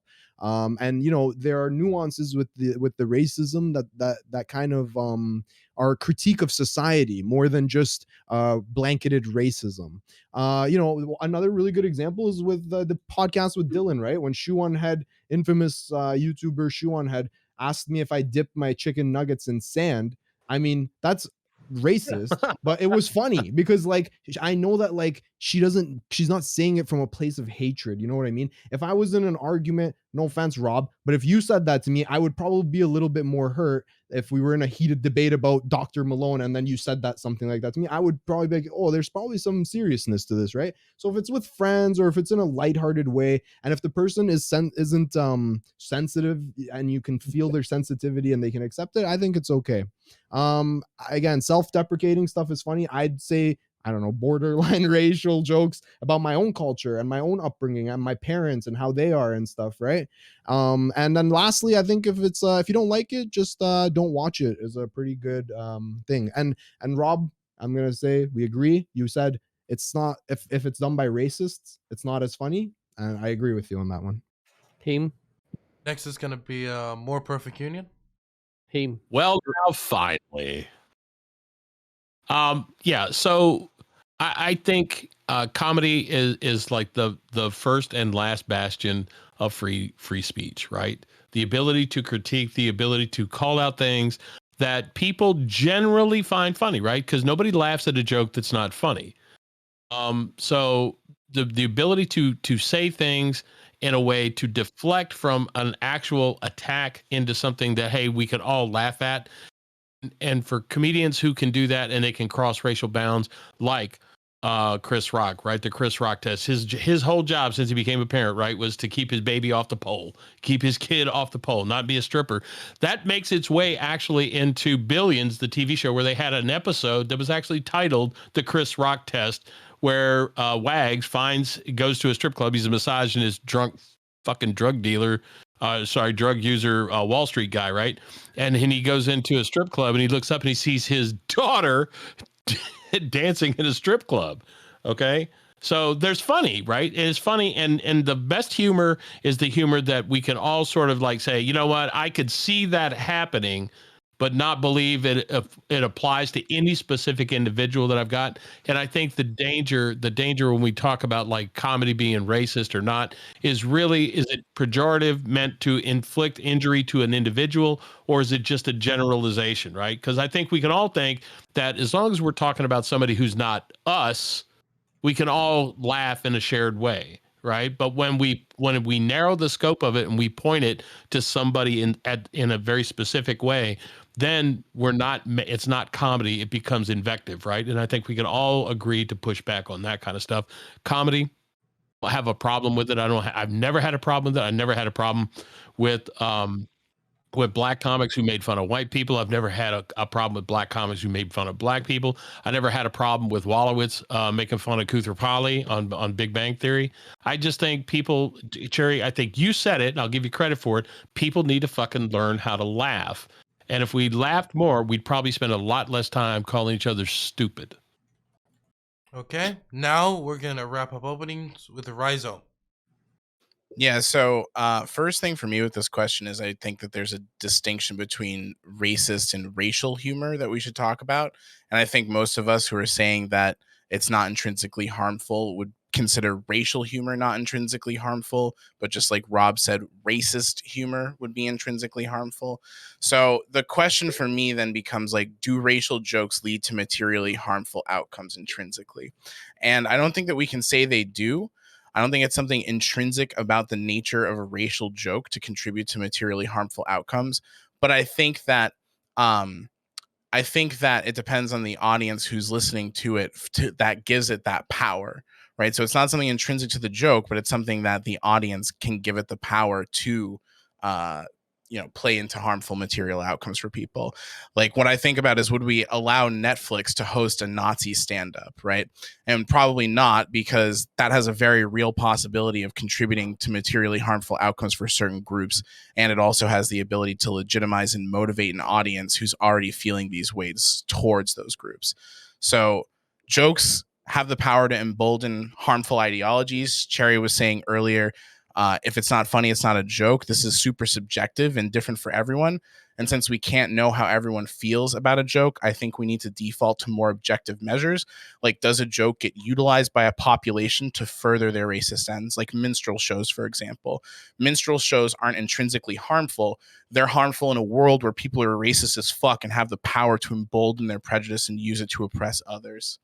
Last thing is, I think there needs to be a distinction made between offense and harmful outcomes. I don't think offense is the measure of whether a joke is bad or, something that's toxic. I think it's whether it contributes to materially harmful outcomes for people and stops them from being able to live their lives or be validated in society in some way. Edgy jokes are the best, according to Rob, but we need to recognize that they're edgy because they're intended to be borderline. So when somebody reads it that way and internalizes it that way and uses it in a specific way to like go towards a racist end, then that's an issue. Okay, so now we're gonna have it open for open dialogue until closing statements. I don't think I said that if it's funny, it's a joke. Because jokes see. hit and miss. Yeah, see, I That's- called it. I knew Cherry was going to be hot off the top, right? Cherry, take it away. How is that Yeah, no, I hot? think what you- Look, but I I- knew it. I knew it. It was on fire. That's okay if you didn't say it. I just heard you say, if it's not funny, it's not a joke. But if you don't agree with that, that's fine. I No, can I just said wipe that that. from the record. How can you Oh, take that nothing? okay, yeah. Look at all those candles next I to you. said nobody laughs at a joke that's not funny, right? And nobody's suggesting, right, that Dave Chappelle would actually walk into a Klan meeting and do Clayton Bixby, right? I mean, I you're think giving if yourself away. If it's hateful, it's not a fucking joke, and then it's Right. not comedy. Like if the purpose is comedy, I don't understand why we're getting offended. Yeah, so racist jokes are bad, but I think the more interesting question is about racial jokes, Wait, right? And whether I they don't- carry an intrinsic harm. Well, let me Wait, ask why you did you this. say yeah? We didn't agree. Well, if you're saying that racist jokes are not Racist funny, jokes are funny. Wait, okay. racist or racial? Racist or Racist. racial, yeah. Racial, like anything. Make fun of me because I'm Dominican. It's hilarious. Okay, I don't know I any wrote down a Dominican quote jokes. as soon as you said I'm it. not I just making thought fun you of a said Dominican woman. That'll beat if me it's up. okay. So They will. the quote that I wrote down that you said was, "If it's not funny, it's not a joke." And so I was just going off of that. But if you want to wipe that from the record, we can. I don't think that that's too Okay. important. Well, maybe I worded it like poorly, but I feel like if it's coming from a place of hate, it's not a joke. There you go. Right. Okay. There you go. There you Okay, go. She hit sure, the nail yeah. on the fucking head. I told you Cherry was going to come out strong with this. I called it ahead of time. Who's got the argument against? I'm ready to hear it. I like how CTV is kind of doing like play-by-play analysis. I got like a during the hype debate. man. I want like to the- ask. And normally the players on the field can't hear the hype, but okay. True. Then fucking get in there and quit bitching about it. Let's fucking go. What do you guys Oh, got? look, Rise him. point, and- What's wrong with Holy shit. laughing at yourself for something I as like that. as stupid and as trivial as your race? What's wrong? Oh shit! Every time Nothing. I get out Did of you the feel like I shower- suggested there was something wrong with that? Oh, I thought you said that racist jokes are bad. No, I'm saying that jokes that have the ability to reach an audience and legitimize and motivate them towards certain harmful outcomes, those jokes are bad. I Can I disagree. point? Can I Idiots. point out Like, where is where this- it- where it has I think- fallen? Hang on, because- hang on, hang on. I want to point out do where you it's think- fallen because Oh, no, go ahead. Go ahead. you know I used to be able to. I'd be in the bar with my buddy, and he would yell out Indian, and I would do an Indian impersonation of something. He'd yell out feminine guy. I'd do that. All these things, and I could do all these accents, all these impersonations. I can't do them anymore because I had to stop, especially being online, because people get so triggered. Say, "Oh my God, you're being racist if you do an Asian accent." Like, I'm doing it to joke around, and I've had Asian people like, "Damn, that's good," but all these white people are yelling at me like, "Oh no, you're being racist, Mike." When you say that, I'm lost on that. How am I being racist when I'm just joking around and having fun? Do you Like, I think can't even that do it anymore. Okay, let me ask you. Okay, I'm someone whose parents have an accent, I think, and like I find it funny if somebody does a good Persian accent, but I can see many people get very legitimately upset by the fact that like this is not in their control to have an accent, and that you're like trivializing their their experience and whatnot. And also, I want to say one more thing. I want to say one more thing that this thing that Rhizome was bringing up, it's not an unheard of phenomenon, right? That was why Dave Chappelle walked back a lot of his previous content that he had made, is because he felt like, though they were racial commentary on experiences of black people and white people, that they could be that some people were viewing it in a harmful way, which was like, hey, this is actually how black people are, not that, oh, this is a racist stereotype of black people. Yeah, he specifically. I also go ahead, Rob. I was going to say, he specifically said he'd be like at Disney World with his kids, and people would come up and like shouting the N word or saying, you know, black people stink, like he did in the what black blind white supremacist skit. What was his name? I forget. It was a hilarious skit. Yeah, Clayton Bigsby. Now, yeah, It's fucking that hilarious. shit's and that's where Chappelle's joke wasn't racist against black people, right? It was just funny. It was like, in fact, that joke Commentary. specifically Well, was it's funny, racist. Or that joke was a commentary against the KKK, right?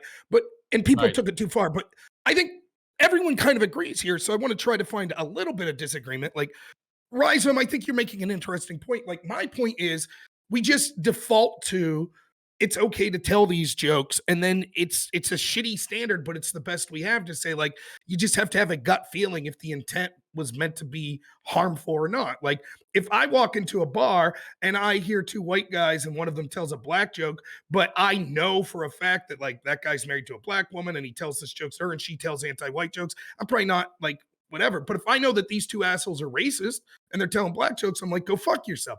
And I know that's not a good standard, but the alternative standard that seems to be applied, which is if people could use that joke in a shitty way, then we objectively say that it maybe is not the best thing to make that joke. I disagree.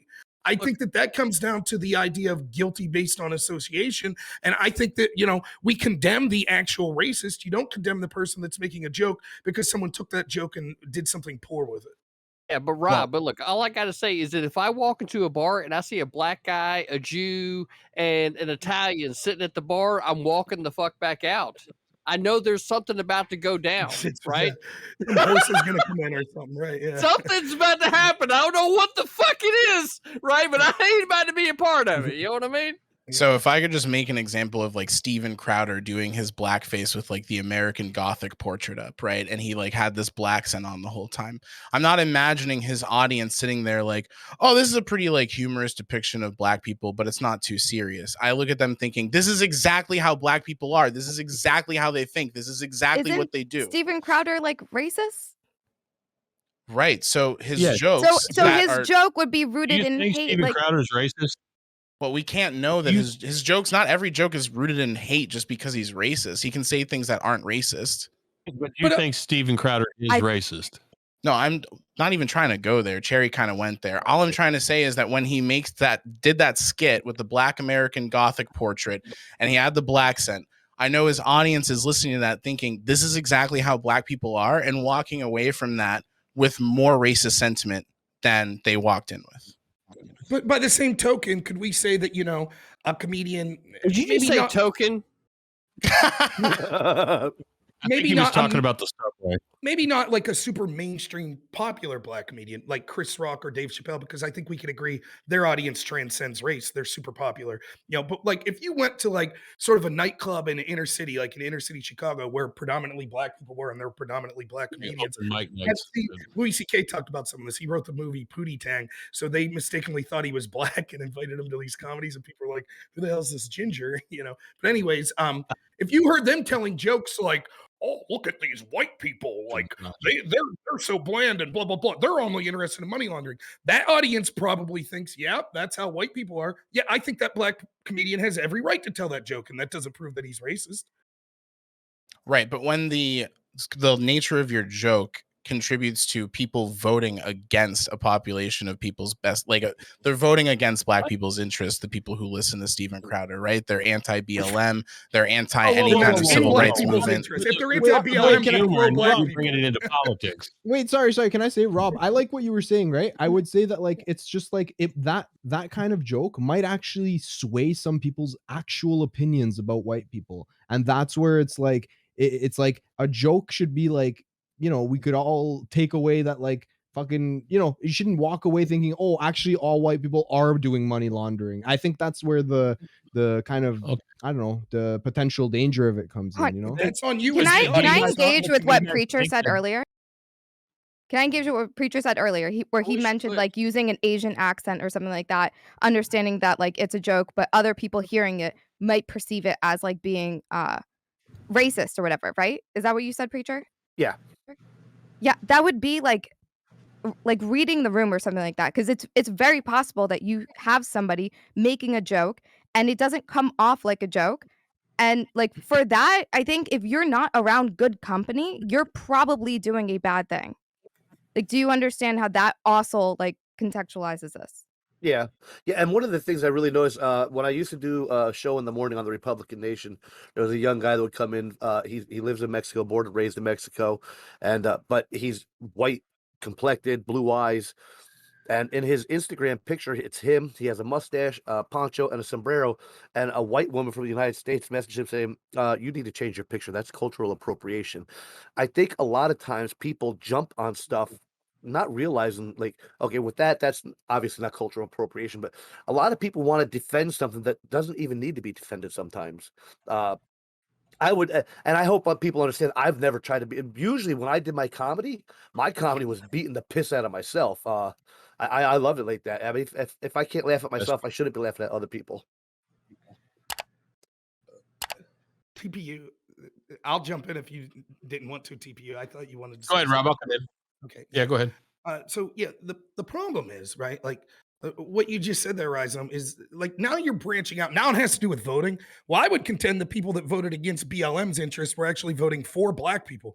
The whole defund the police shit has been more harmful, as I said it would be, to the Black community through the defunding of police. The president of Joe Biden's been worse off for Black people on average than the presidency of Donald Trump. I'm trying to talk about comedy, Rob. Right. So then why did you bring up voting? Politics. Because I was trying to tell you how I see that contributing to harmful outcomes. So I wasn't trying to debate whether or not right people or left people are correct on BLM. Well, right. But I guess I'll put it this way to make it more broadly. The reason that I sort of disagree with your point is because it implies what your thoughts on understanding people's thought process are. So you say, I think that Steven Crowder's audience would think that this is how all Black people are, and therefore they would go vote in a certain way. And I think that that's you're claiming to know too much about what these people's inner thought working processes are. Right. I forget all about how left-wing Steven Crowder's audience is. What does that have to do with if you're racist or not? Or if that were okay, if you don't know how voting for the right in this more... country contributes to racist outcomes, What? Defund the police. I don't want to talk about whoa. Wait. I don't want to talk about politics. Wait, for a second. You don't get to get away with that. Hold on. Everybody else shut the fuck up. Right? The man's obviously coughing. Pay attention to your fucking camera, right, to see what's going on. That way we don't have to be having me fucking come in here and act like a complete fucking asshole, because I don't fucking mind doing that. You need rescue breathing, Dylan? Yeah, I need rescue breathing. I need Ben Burgess to come over here, give me the Heimlich, okay? Need some ivermectin. But yeah, I need some I need some horse meds, man. But okay, so we're gonna go one at a time. For you just need a pony meds. Thank you. You're not that big. We're gonna go one at a time. We're gonna start because I think there was 3 people who ejected the Rhizome just said. I want to make sure we don't have a pile on. So we're gonna go Preacher, Rob, then MPU in that order. My computer's tripping. I'm always last. Stop putting acid in it. Yeah, no, I'm just gonna say, like, to sit there and say that because Steven Crowder did that thing that's gonna make his audience think, well, Black people. Let me tell you something. I'm part of Steven Crowder's audience, and I grew up in a melting pot of a high school. I don't need Steven Crowder to explain Black people to me. I've grown up with Blacks. I've lived among them, and even I'm not going to try and explain that culture. It's not my culture. But I can tell you right now, he feels emboldened to do it. He may feel emboldened to do it, but that doesn't mean that I'm going to be like, well, damn, Steven's right. Damn everything I knew in my past. Steven's right. I'm going to go vote against these guys. No, he's not changing my mind because he makes a stupid-ass joke. I've said for the longest time Steven Crowder's comedy has fallen off, and he's doing nothing but trying to go to the fallen off. But to sit there and assume that because he does some poor skit, it's going to take his voters and change their mind? No. I Absolutely assume not. he's playing to the sensibilities of the people who are watching him. The political That's your sensibilities first of the people who are problem, right? watching You're him assuming. are that black You're people assuming. are dirty, stupid, Oh God, no. uneducated. Okay. Listen, I mean, what some else does that bit? people What I else does know that are routine black, and communicate some of the besides dumbest that? people I know are white. Listen, it What communicates. does that? What does that routine communicate besides that? Yeah. The routine communicates that he's a bumbling idiot at times. Okay, What but is- what's the what- point of the what- joke? He's not just what making is the joke that- to sound what- like a bumbling what idiot. does- Maybe not, but that's What how it comes does- off to most common people. Okay, but you're What running does, away from the like- point. You agree with me that it has a racist conclusion to it. You're just not saying it. You just want to say that See, most people can think no. around it. Okay, so first of all, that's not what my argument was with you. For one thing, I haven't seen the skit you're talking about. For another thing, my thing was I'm Wait, in then that why are you audience talking about it if you haven't seen the skit? because I'm talking about being a part of Steven Crowder's audience that you just said about. So I've Okay, watched maybe you him should do watch other the skit, then skits. come back. Well, I've watched his other skits, and I've never Jesus once Christ. said, well, jeepers, Steven Crowder said this. I might as well change my 48 years Maybe of this thinking to skit what is Steven more Crowder said. unique than those ones is. I highly Maybe you should doubt it. maybe you should I look highly- into it.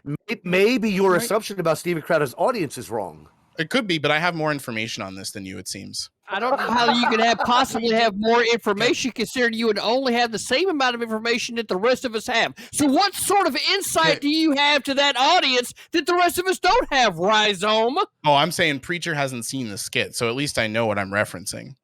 If I may, Mm. that's irrelevant to what Preacher's talking about right now. Oh, is it when he's making claims about how people read that skit? No, he's not making No, those you're claims. He's making making claims about how claims. people Please, read if you let me, it. you're making claims of what his audience is and how that would interpret how they looked at that skit. He's saying, I'm a member of that audience. No, you're not a member of that audience, but you're speaking, saying that people in that audience think black people are dumb and dirty. You don't have any fucking proof of that. None whatsoever. And you saying, well, I've seen the skit, but you're using circular logic. You're saying, well, the skit is bad because his audience are racist. And I know that because the skit was racist, which proves the audience is racist. Oh, I'm not saying the audience is racist proven by the skit, by the way. So sure, that would be circular if that's what I was saying. Okay, then what does him not having seen the skit have anything to do with what you're talking about? Well, he can't talk to what the Because, skit was like, intended to But do, he even could if he's talk a to member the of the audience. He could talk to what the audience of Steven Crowder is. If he The never skit's saw that skit, irrelevant. he doesn't know what its intention was. You, Simple you as that, Rob. literally like Okay, like hang on, what hang I on, love about Rob, what I love hang about on. people what I love about this is like it's not just that you're like because what we can see with your logic, it sounded reasonable in your opening statement, but now what you see is I don't want to talk about voting and then or politics. Then you immediately talk about politics, and you can see what's happening here is this is what like sort of people like this do that want to be offended by everything. They're like, well, they sound reasonable at first. Does it and sound go, like I "But want to be offended by everything? The first thing I Yes. said is offense is not important and that we should talk more about the harmful outcomes. Well, I'm I glad you- in fact, threw out the notion of offense. So you might Well, want to that's walk the that one offense. back a Well, little the bit. You're people the people that Oh, want Jesus to Christ, man. denigrate Get a certain word in, comedy maybe? or certain people you're producing next. certain comedy as speaking to racists because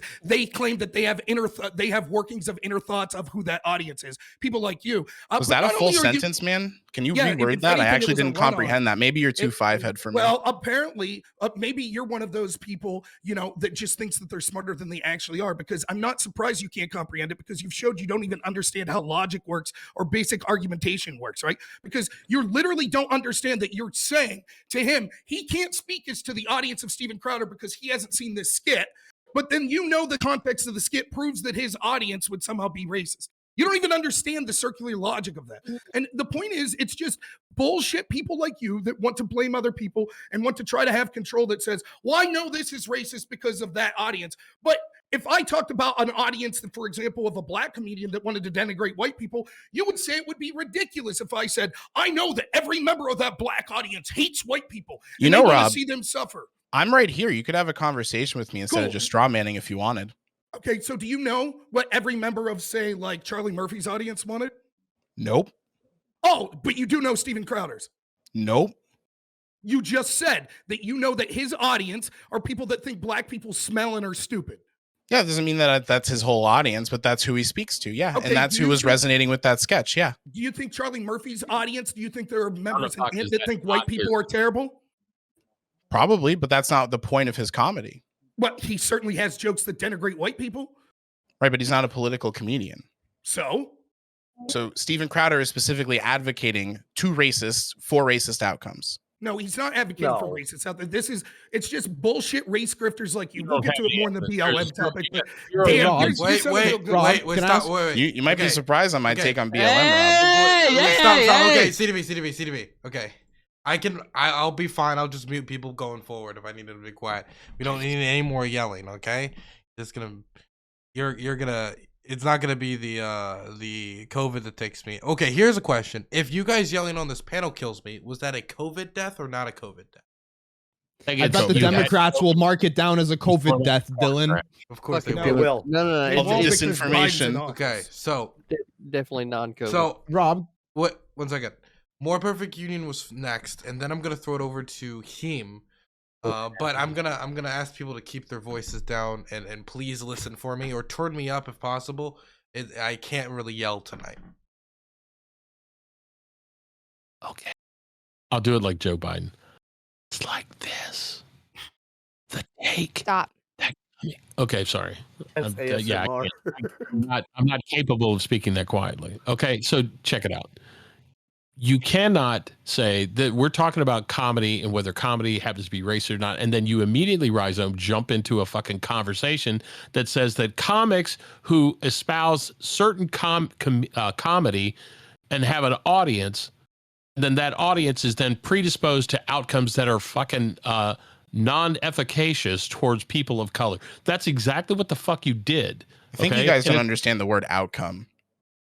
No, outcome. Votes for the wrong kind of people. People that don't like people of color. Right? The No, vote's not the outcome, I found. I figured it out. Okay. Okay, let's hear it. Anybody who doesn't denigrate white people or denigrate people on the conservative side of the spectrum is somehow bad, and it's going to create a bad outcome for fucking people of color. You missed the entire fucking point about this conversation. Okay, the conversation is, oh, I'll fucking school you, buddy. Let's go, okay? then. If you shut the fuck up, I'll be happy to do it. Well, go ahead. You keep telling me to shut the fuck up instead of talking. Actually, the only one. Hold on. I got to point this. MP, if you don't mind for a moment, just a moment, right? I feel like the only person that needs to be schooled up here is Dylan Burns, right? From the last time that I was on the panel with COVID, the only thing that seemed to help to get me through that was a little bit of alcohol. So, you know, he's underage, bro. He's 20. No, I thought he was 21. No. Oh, well, that You're a sucks. bad Anyways, influence. let me awkwardly transition sucks. into my question. So, Wait, More Perfect Union, were Like you I was finished? done, but go ahead. oh, I thought he was done. Well, I just said More Perfect Union, are you finished or no? No, the bottom line is comedy that is funny should be embraced. Things that challenge our notion of what is acceptable in society should be, if they can be done in a humorous way. And if it makes fun of fucking people who happen to be of a certain color or religion or whatever, as long as they're just if they're bringing forward the idiocy of the moment, that's fine. When they start attacking people, and to your point, you cannot show, Rhizome, you cannot fucking show, I dare you to show me some kind of result that says that Steven Crowder's people actually go out and they wear Klan fucking hoods and they voted for white supremacist fucking presidencies. Go ahead. I dare you to fucking do it. But That's the level that we need to get to before it's a harmful outcome. God damn. It's a fucking hard. No. My point is, you cannot establish that anybody who fucking listens to Steven Crowder is out there fucking harming minority communities. You can't fucking do it. Yeah, that's not what I'm saying, that they're actively killing black people or what some you're saying. shit. No, that is exactly what you're saying. It's bullshit. It's bullshit. You try to run this fucking nuanced line about saying, well, this is where the outcome could be. Yeah, I run a and it's nuanced really line wrong and then if you do reduce it into this Bullshit. No, dumbass shit because you don't know what outcomes means and you think it has to be KKK robe wearing people lynching black people for it to be a harmful outcome.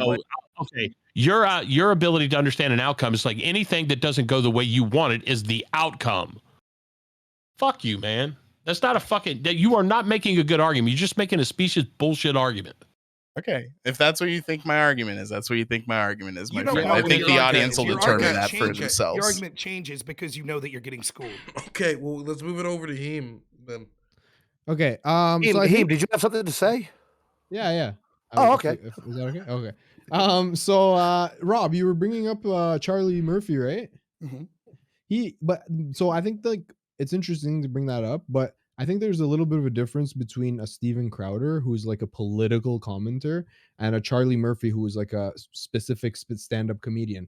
And I think an interesting way that we could measure it is through Steven Crowder's YouTube section, his comment section, right? If I were to go on Steven Crowder, let's say when he kneeled on George Floyd, when he had the police officer kneel on his back to demonstrate that George Floyd, and if I went under that comment section, do you think that the comments would have like little racism, or do you think they'd be filled with racism? I don't care if you go into almost any YouTube comedian's channel, you're going to see all kinds of vulgar shit in the comments. Nope, section, nope, man. nope. You won't. Yep, you yep, won't. yep, No, yep, yep. no. Come on, no. Let no. me ask you this. So, for example, if we're going to make this political and things like this, we just had a poll come out that said that, for example, over 50% of Democrats thought that if you're unvaccinated, that you should be put in a temporary government facility. So, if a comedian like Stephen Colbert makes fun of people that don't believe in the vaccine, and I went to the comment sections, would I see people that were engaging in bigoted arguments in those comment sections against the vaccinated?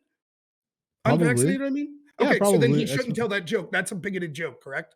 We're not talking about racism. Anybody can choose to get vaccinated, but you can't change your skin color. Well, nonetheless, the same argument that's a applies. huge that it's difference.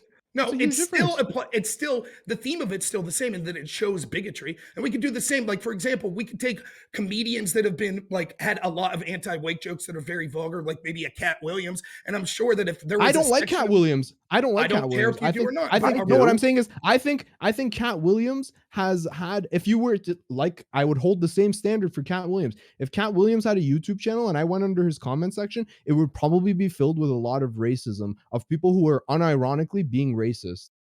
I don't give a shit. That doesn't mean that Cat Williams should be judged if people that watch. But no, you were asking Rhizome. Stuff.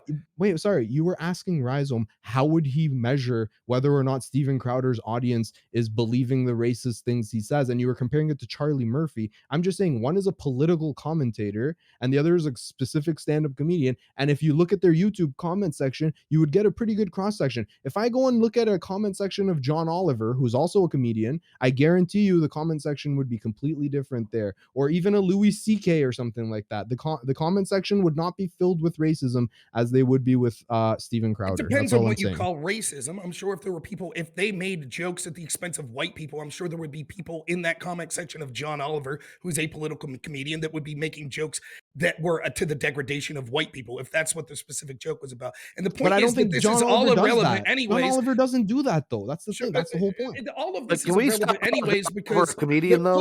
Please.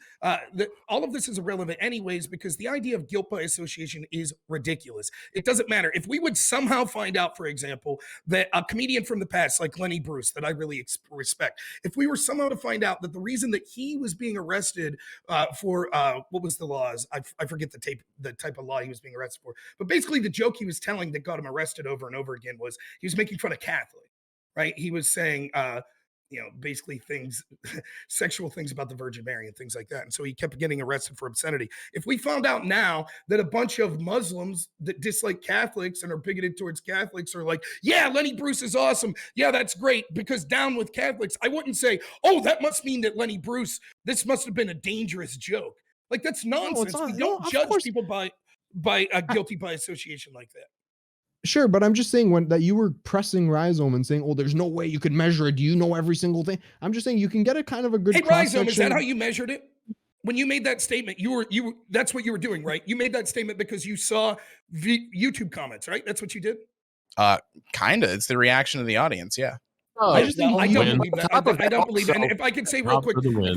And I can say this real quick, right? Like the point is when Rhizome's now trying to get out of this by saying outcomes, the outcomes are relevant, right? So for example, if I choose to vote for the Democrats because I think the Democrats will help inner city Chicago, so I vote for Democrat and they make it worse, you then get to imply, see, he voted for the group that made it worse for black people. That was the outcome. But that's what you're trying to default to when we're pinning you down to what you said. Steven Crowder's audience thinks that black people smell bad and they're stupid and things like that. And we're like, that's a bigoted thing to say. You don't have any proof that that's the case, that that's a considerable amount of his audience. And you don't have proof that they're out there wearing Klan robes and doing stuff like that. And you say, no. That's not the border of racism. The line of racism isn't wearing Klan robes, dude. I'm explaining it to you. You're saying, no, that's not what I'm talking about. Right. I'm talking about it's whatever outcomes. you say it is. Please. Let me finish. I'm talking about outcomes because they voted Republican and that was worse. Well, that doesn't prove shit any more than you vote. Do you vote Democrat? How's that? What I think is really funny about this line of questioning is that from my opening statement, Rob and MPU have just strawmanned me into this like woke, scoldy, lefty type that they think that I am, with no bearing on my actual arguments. I'm not even going to respond to what you're saying, dog. Right. I know it's us strawmanning you when you literally said Crowder's audience thinks black people stink and are stupid. That's us. Yeah, I think, and I will say that again. I think a decent portion of them believe that. Absolutely. Right. And where do I get think that? a decent Oh, audience. based Wait, on wait, wait, audience stop, reactions. stop. Okay. We're just gonna wrap this topic up. We're gonna go on to the next topic. I'm gonna start outros with MPU. John Oliver's not a comedian. Your name's not MPU. MPU? Yeah, but okay, let me lead with that. John Oliver's not a comedian. But no. Look, the funny shit is funny shit, right? And it doesn't matter if it crosses race, gender, sexual identity, political boundaries, whatever, right? It doesn't matter if it is not specifically targeted at specific individuals or done with an evil intent. Now, difficult to sort of interpret sometimes what evil intent is, but also understand that the comic is trying to be funny. Nobody that is in comedy for money is trying to be offensive to be offensive. They're trying to be edgy. They're trying to find a new way of sort of flipping it over. Like, to dovetail into the last conversation, it's like the scientific method. You figure out what's funny, and then other people talk about it, and then you sit back and work out. There's guys that they sit back in the green room and they fucking bullshit and they meme with each other and they try to come up with ways to make things funny. Preacher, I know you know what this is like. CTV, you know what this is like, right? And people are just on a boat, right? We're just sitting around. We're constantly fucking around with each other and trying to figure out how to one up each other. And that's the nature of what makes comedy funny, is that somebody finds a way to say a thing in a new way that will make somebody laugh, right? People that are out trying to do the opposite thing, like they're trying to say something to hurt people, to denigrate them, to harm them, that's not comedy. And Cherry, you said it right in the beginning, right? There's no sense in not trying to fucking find a way to laugh more about the situation that we find ourselves in the world. Steven Crowder, I don't think Steven Crowder's a racist. I think he is a fucking far right person. Okay, and he does stuff. And for people on the left, which I'm going to make a presumption because I don't know you, Rhizome, okay, that people on the left who want to say that certain comics are bad for society because they could potentially produce a bad outcome that hurts certain groups who might be the target of certain jokes, is going to be is somehow problematic. I think that that's just fucking stupid, and I'm really sad that this topic took a fucking hard left turn into the political sphere when really we were just debating whether or not there was appropriateness for certain kinds of comedy. Okay. I think it's bullshit. Next is Rob. Yeah, I mean, my opening statement basically said what I thought. The only thing that I'll add here is, it's just funny. I don't want to talk about politics. Why are we talking about politics? Oh, but his audience votes for outcomes. I mean, it's just stupid. Like, the idea is this is what you'll often see for people that want to say that their side, everything they like. You see a theme through two speeches. Things I don't like is disinformation. Well, what about when the scientists were wrong? Well, that was different. We still trust the scientists. You can't question them. Things that I don't like is offensive comedy, and things like that, because I know the intent of their audience. Oh, but the other people that might say offensive things to other groups, I don't know the intent of their audience. It's just bullshit. We don't judge people as guilty by association. So I stand by my original comments any more than if Dylan tells a joke, it makes a self-deprecating joke or something like that. And then the majority of the people in his audience end up being shitheads and taking some bigoted outcome. I don't blame Dylan for that, just like I wouldn't anyone else on this panel. And so I just think that it's just an excuse to go after someone that you dislike politically. That's why Rhizome couldn't wait to bring politics into it. And shame on you for trying to denigrate like an entire audience of people, or a substantial amount of that audience, for being flaming racist that think black people smell bad and are stupid and things like that. It's pathetic. It's disgusting, but of course not beneath you, as would be expected from what I've seen in your first two topics here. So. Rhizome. Yep. So, first of all, we can't interpret people's intent. That should be pretty obvious. All we can do is look at the outcomes that the jokes lead to. When racist sentiments are the outcomes of the jokes, they can contribute to harmful outcomes. Pretty obvious.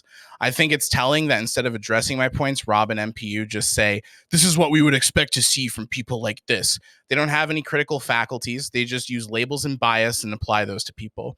Rob says it's just an excuse to go after somebody politically and condemns me for bringing it to that when I've been trying to avoid that the whole time, and they've been the ones who bring it to that. So,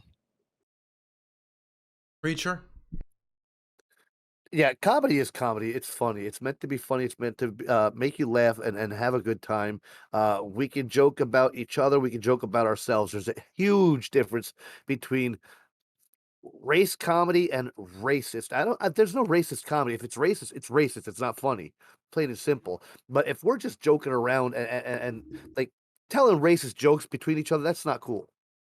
But a comedian that gets up and a black guy talking about black stuff funny, white stuff funny, white guy doing it funny.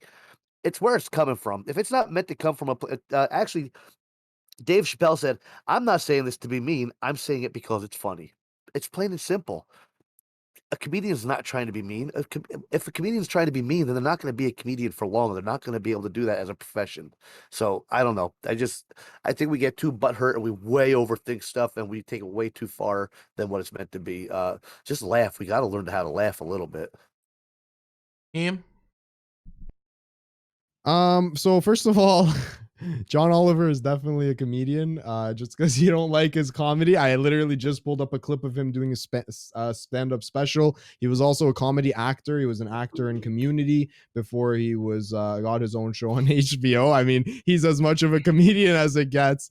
And then otherwise, I want to say, like, yeah, again, I think that like it just depends like whether or not the audience perceives it as malicious. You know what I mean? I think non-malicious racial humor can be funny, can be introspective about cultures and backgrounds and you know, so many different nuances between people that like that's what makes them interesting sometimes.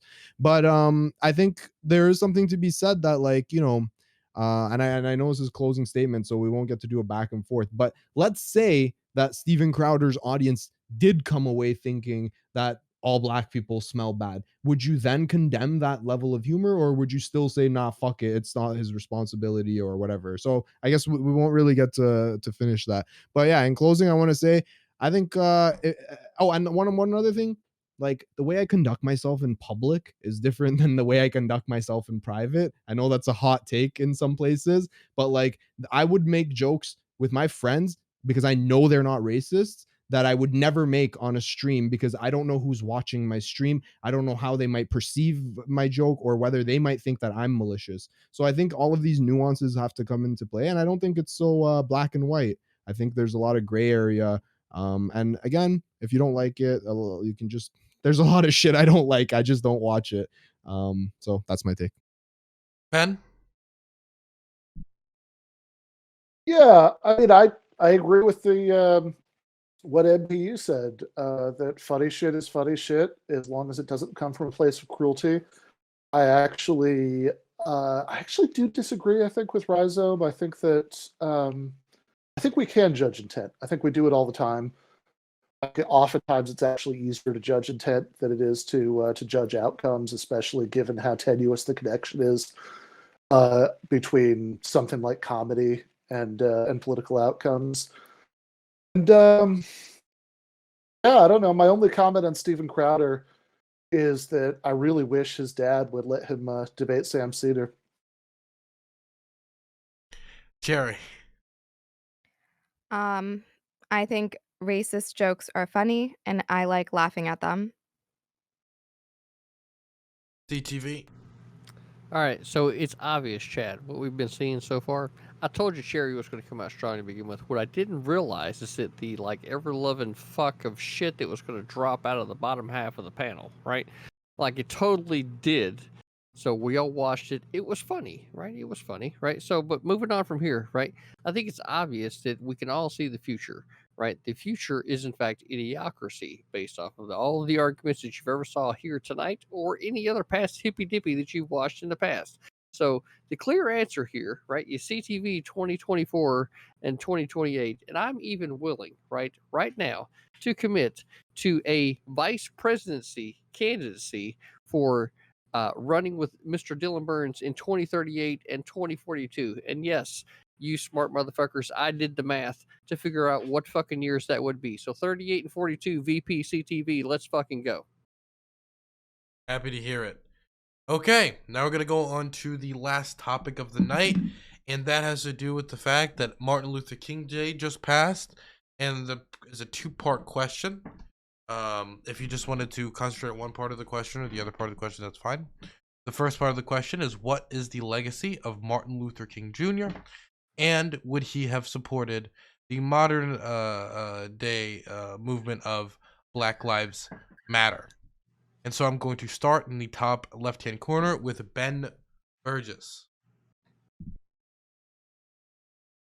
Yeah, I mean, the legacy of Martin Luther King Jr., besides having obviously played a huge role in, getting rid of apartheid in the United States, which is what we had in several states up until the mid 1960s, is that unfortunately a lot of what he stood for has been really sanitized in the way that he is popularly remembered.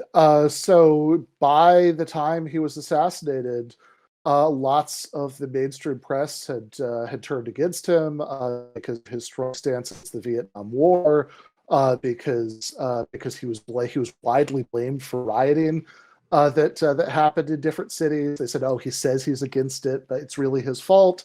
There are lots of like Chicago Tribune editorials like that from back then, and he was. I think the most important thing about Martin Luther King is that he was a socialist. That he thought that once you have eliminated those apartheid laws, that the next question is, what are you going to do about the long-term economic effects of those laws, which obviously we're still living with today.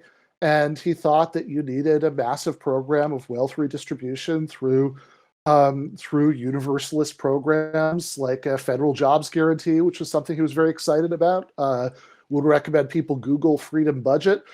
And would he have supported BLM? Yeah, I mean, I think he would have certainly, if that means like that specific nonprofit, that has the name BLM, I don't know, right? If it means would he support the protests against police violence? Yeah, most definitely. I mean, part of what the March on Washington was about was police violence. He talks about that in the speech that everybody only remembers "I Have a Dream" from. So yeah, I mean, he most definitely would have supported those protests. And I think if he was alive, he would really not he would really not have the sort of mainstream political love that he gets, because he's dead and can thus be like safely sanitized into this figure that's just about the initial protests in the South, and it's just about the content of the character line from the "I Have a Dream" speech, and really misses the sort of radical anti-militarist, anti-capitalist parts of his legacy. Jerry? Okay. This question, I'm sorry, but I don't like often think like what would MLK think, or like what would Jesus do? Like those are in the same boat to me. But if I have to, like I would assume he's supportive of protests. I would think that he would empathize with riots, but he probably would not be on board with riots. My vague memory of like history is he even was critical or like reined in Malcolm X, and just on the substance of the people who go to these riots, he would probably be very disappointed in the lack of understanding that some of the people who do show up for BLM protests and stuff, like the understanding that they have of the actual issues today. Okay, next I'm going to throw it over to CTV. Yeah, I'd say that if MLK was around today, he'd probably be marveled at the fact that every single major city across the United States, and probably most towns, right, have a street called MLK, right? That's probably the first thing he'd look at, right? And then, like, whether or not he'd support the riots, he's going to look at the issue, right, and see whether or not the issue is going to be worth to be weighed in on. I think that considering the amount of steps that he had made back during his own lifetime and seeing the Civil Rights Act be enacted in 1964, and the types of change that we saw that led to like the time that I grew up in, which was frankly the 80s, right? I was born in 83, came up through there, and then the 90s after that. Like racism was not like a thing that was like the topic of conversation or like it dominated the fucking media. It like to me, Michael Jackson came up with a song that, you know, it doesn't matter if you're black or white, right? So like it maybe I'm just one of those rare fucking cases. You know what I mean? Where like I kind of took all the hype that was being put out around me and I took it in and I was like, hey, it doesn't fucking matter, right? Because you know what? And let's be honest, it's a CTV fucking classic right here, but it's all pink in the middle at the end of the day, especially now that I'm an adult, right? I mean, you know, honestly, you know, I'm married now, so like that doesn't matter. I'm out of the game now so far as that's concerned. But like back in the day, it's all pink in the middle. It doesn't fucking matter. So if I think that if MLK came back today and he saw what was going on, I think he'd probably end up telling a lot of people that, hey, guess what? We're where we need to. We're getting closer to where we need to be. We've got some fine tuning with the war on drugs to be made, but we're kind of where we need to be. So that'd be my take. Next is gonna be Preacher. Also for MPU in advance, you being close personal friends with Dr. King during his lifetime cannot be used in the debate. That would be unfair. Okay, Preacher, go on. Yeah, I actually did some research on this one, and I actually went back again and re-listened to the whole speech of "I Had a Dream," and he supported peaceful protests. He didn't support riots, but he said a biggest problem is questioning the cause of the riots. So he would definitely support like, okay, why are they rioting? If his legacy should be what it is, that he is a man of peaceful protest, of bringing attention to the cause. I know there's a lot of people that'll throw dirt saying that he connoitered with communists and stuff like that and took money from communists. And you know what? As a man, he has his flaws. I would never hold that against him because what he did in life was so much greater than the flaws that he had. As far as BLM goes, no, I don't think he would support them. His thing was riots hurt the very community in which they're supposed to be lifting. If you look at the 2020 as a prime example, minority businesses owners assaulted, their businesses burned, minority black law enforcement officers insulted and assaulted. When we look at what he actually said in his speech, he said, "We must forever conduct our struggle on the high plane of dignity and discipline. We must not allow our creative protest to degenerate into physical violence we will never gain. We must rise to the logistic heights of meeting physical force with soul force. The marvelous new militant which has engulfed the Negro community must not lead us to distrust all white people, for many of our white brethren, as evidenced by their presence here today, have come to realize that their freedom is inextricably bound to our freedom. I have a dream that one day on the red hills of Georgia, the sons of former slaves and the sons of former slave owners will be able to sit down together at the table of brotherhood." Everything's happening right now is dividing black and white. I don't think he'd be supporting of that at all in any way, shape, or form. He wanted unity amongst the people. He fought against the government. He did not want the riots because he knew the people that suffered the most from the riots were the black community, and it still is that way. And I'll leave it at that. Team. Okay, so I know that one of the things that conservatives love about, you know, the few things they like about MLK is that he said, don't judge a person, you know, based off of their skin, judge them based off the merit of, you know, who they are, which in an abstract sense is a good thing to do, right? The thing is, he also pushed for America to live up to its ideals, you know, and those include removing unfair treatment of, people of color and minorities. Before I move on to the main part of my opening, Cherry said she doesn't think about what MLK would think on the different topics, but I know for a fact, Cherry, that MLK would hate Nicki Minaj. Now, moving on. Oh, the you Los are Angeles. done. Excuse Whoa, me, this whoa. is my opening statement. Thank That you. does not. Well, excuse me, sorry. So the Los Angeles Times, they said here's a quick little short paragraph about MLK. Okay, so in referring to BLM activists, they says That they are patriots and heroes because they're willing to risk their life and limb for the building up, not tearing down of America. Their disappointment with the nation, their rage against its lethal limits and fatal failures is but love turned inside out. Unlike white supremacists and domestic insurrectionists, they are trying to make America reaffirm its principles, its beliefs, its ambitions, and its fundamental commitment to democracy for all. As King reminded America on that sunny day in August 1963, these principles cannot be realized if Black people do not continue to confront police misconduct and abuse. King understood then that the official power of the state to punish and murder Black people was fatal for democracy. He also understood that too often law enforcement joined ranks with white supremacist forces to execute domestic terror that was protected by a badge and a gun. So I think he would have probably been for he would have definitely hated Nicki Minaj, and he definitely would have been pro BLM. Okay. Next is going to be MPU. Now, let's see. Martin Luther King was a registered Republican. The concept of nonviolence for Mahatma Gandhi. He was definitely, he was a turn the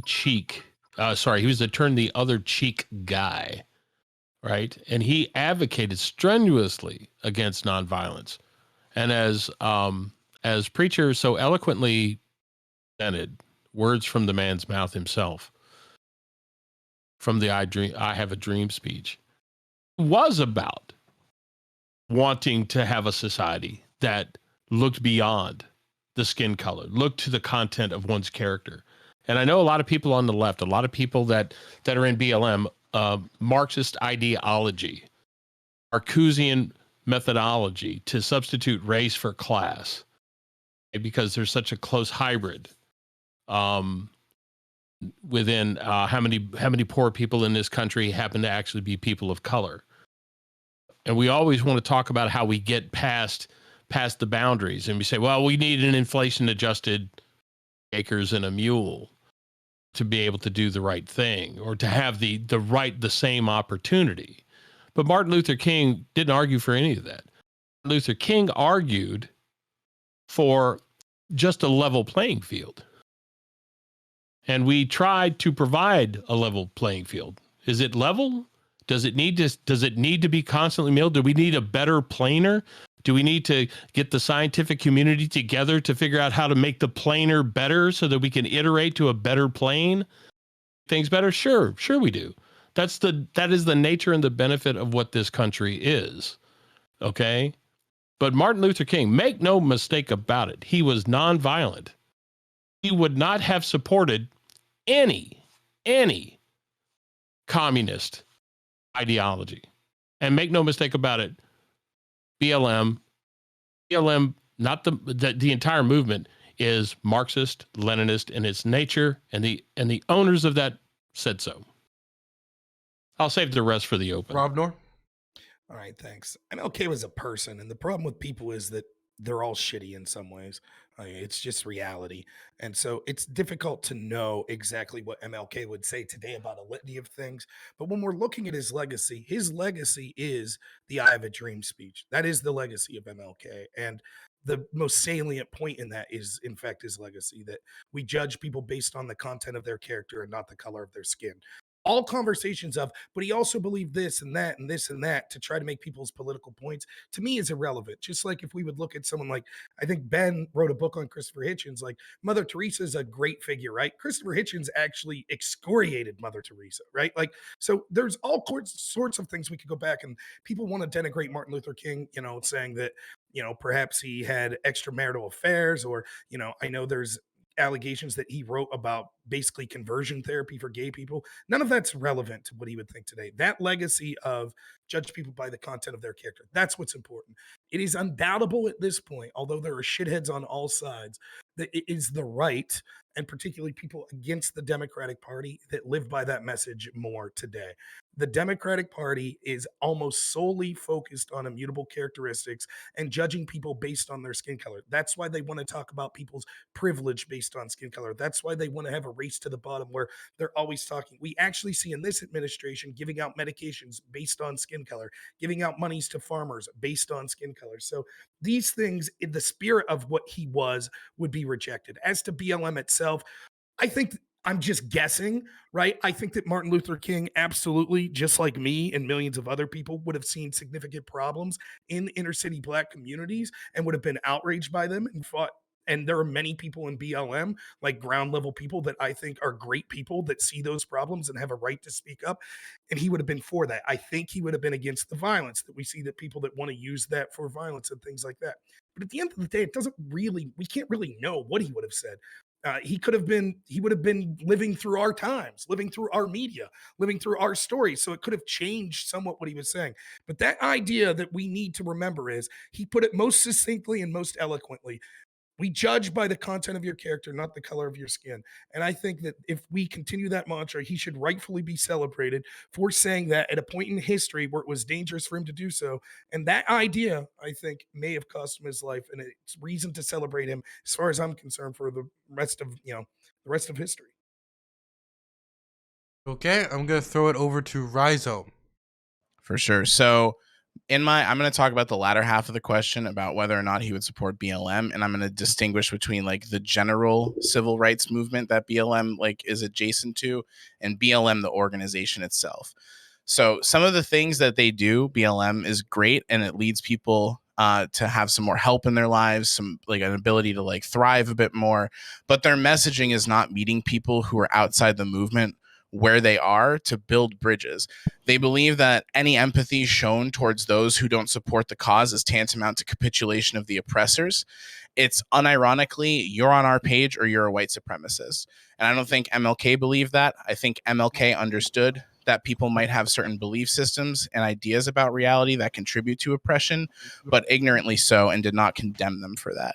MLK was an amazing diplomat and was invited to have conversations with opposing figureheads who are along all lines of the issue. Modern day BLM adopts either a you're with us or you're the enemy mentality. And maybe to some extent that's true, but that's not how you build a movement.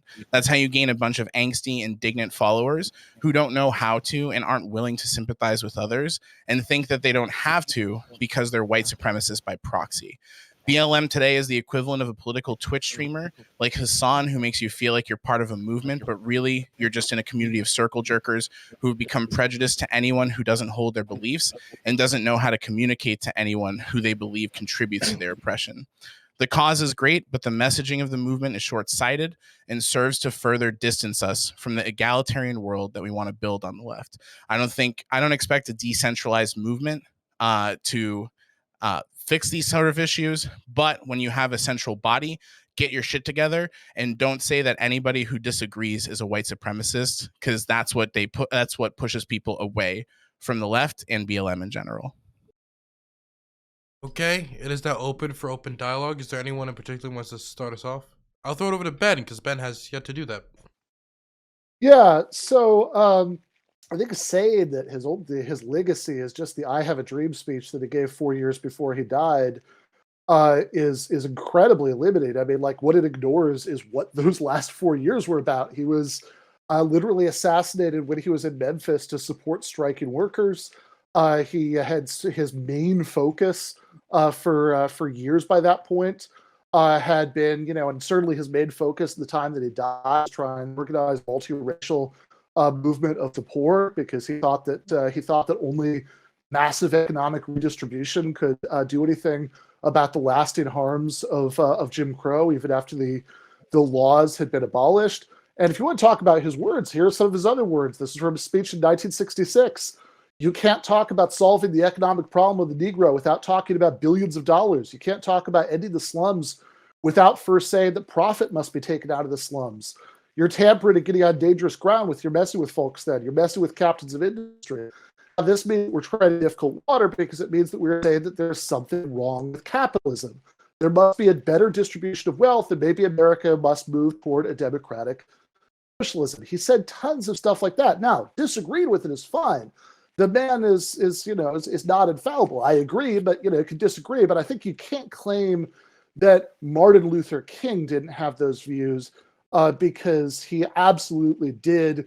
He was way more socialist than BLM is. I agree he wouldn't have supported riots, although I also think that Preacher is right. He would have empathized with the cause of the riots. He said things like that. Riots are the language of the unheard.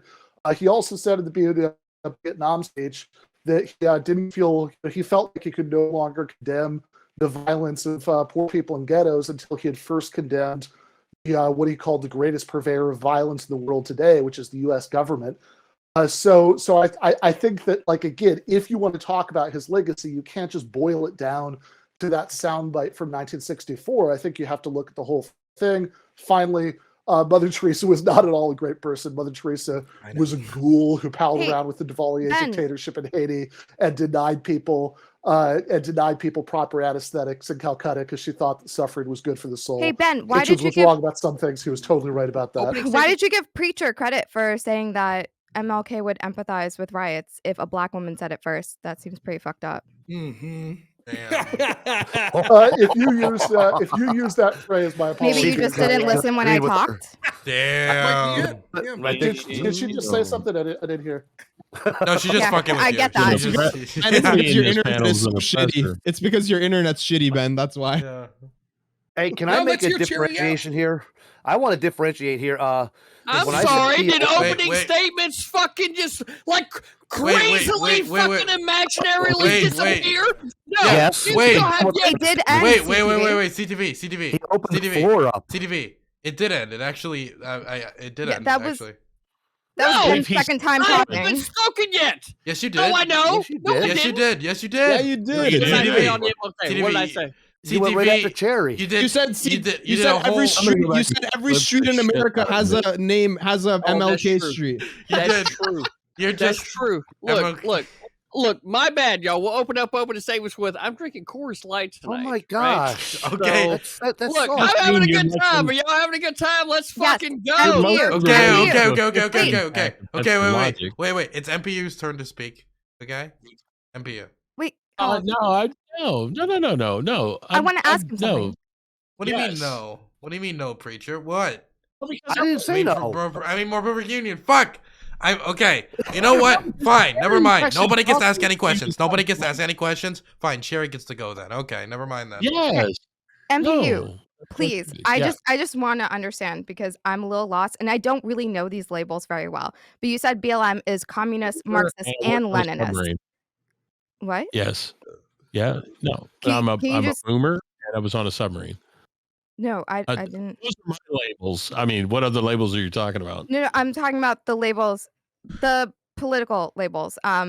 You said BLM was communist, Marxist, and Leninist, and I'm just like a bit confused on what the fuck that means.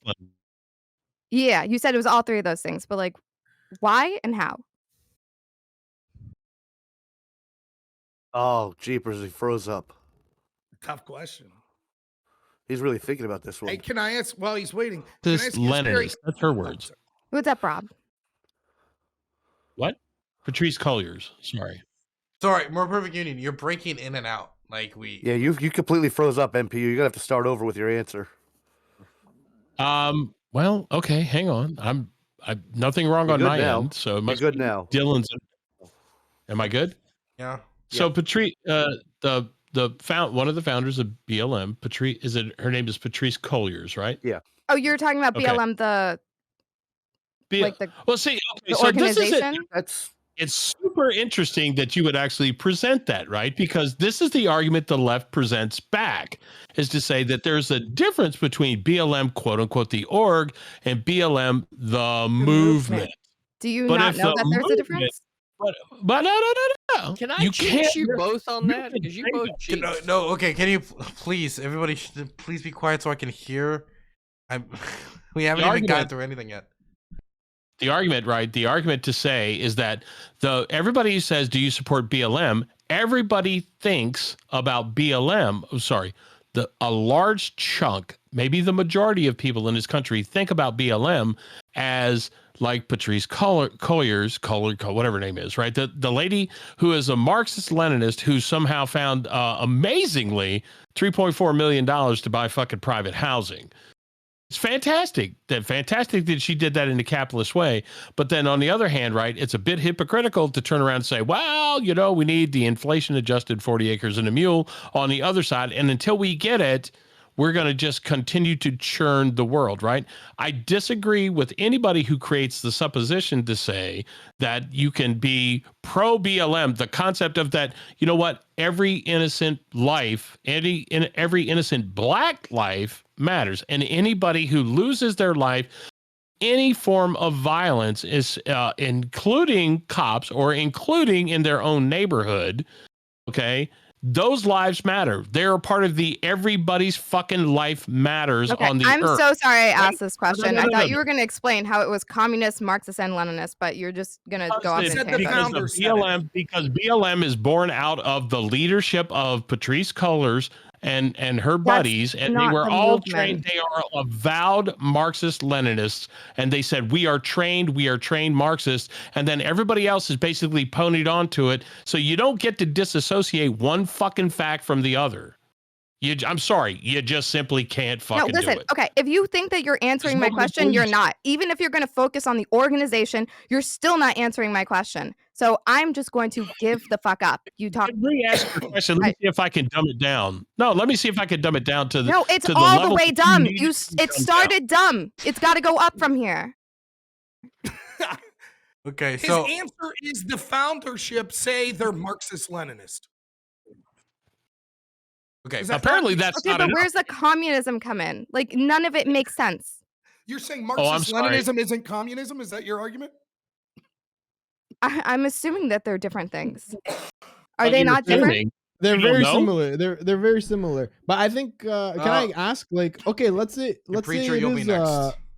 okay, so I want to say you guys are making it sound like MLK would be so anti-communist and stuff, but a lot of what he said, as Ben brought up, seems to be that he recognized that there was a massive gap in wealth inequality that was the cause of a lot of the problems in these communities. He said that we You're all totally this wrong. is a quote. You're totally This wrong. is a wait. You Let are me quote totally him. wrong. Let him Can I finish. quote Let's let him him or no? finish. Let's let him But he finish. wasn't right. Well, because, let's let him because finish. Let's let him income finish. inequality didn't Okay, MPU, shut the fuck up. Continue him. Wait, MPU. Continue him. No, don't worry. And He's whether muted. you- Continue.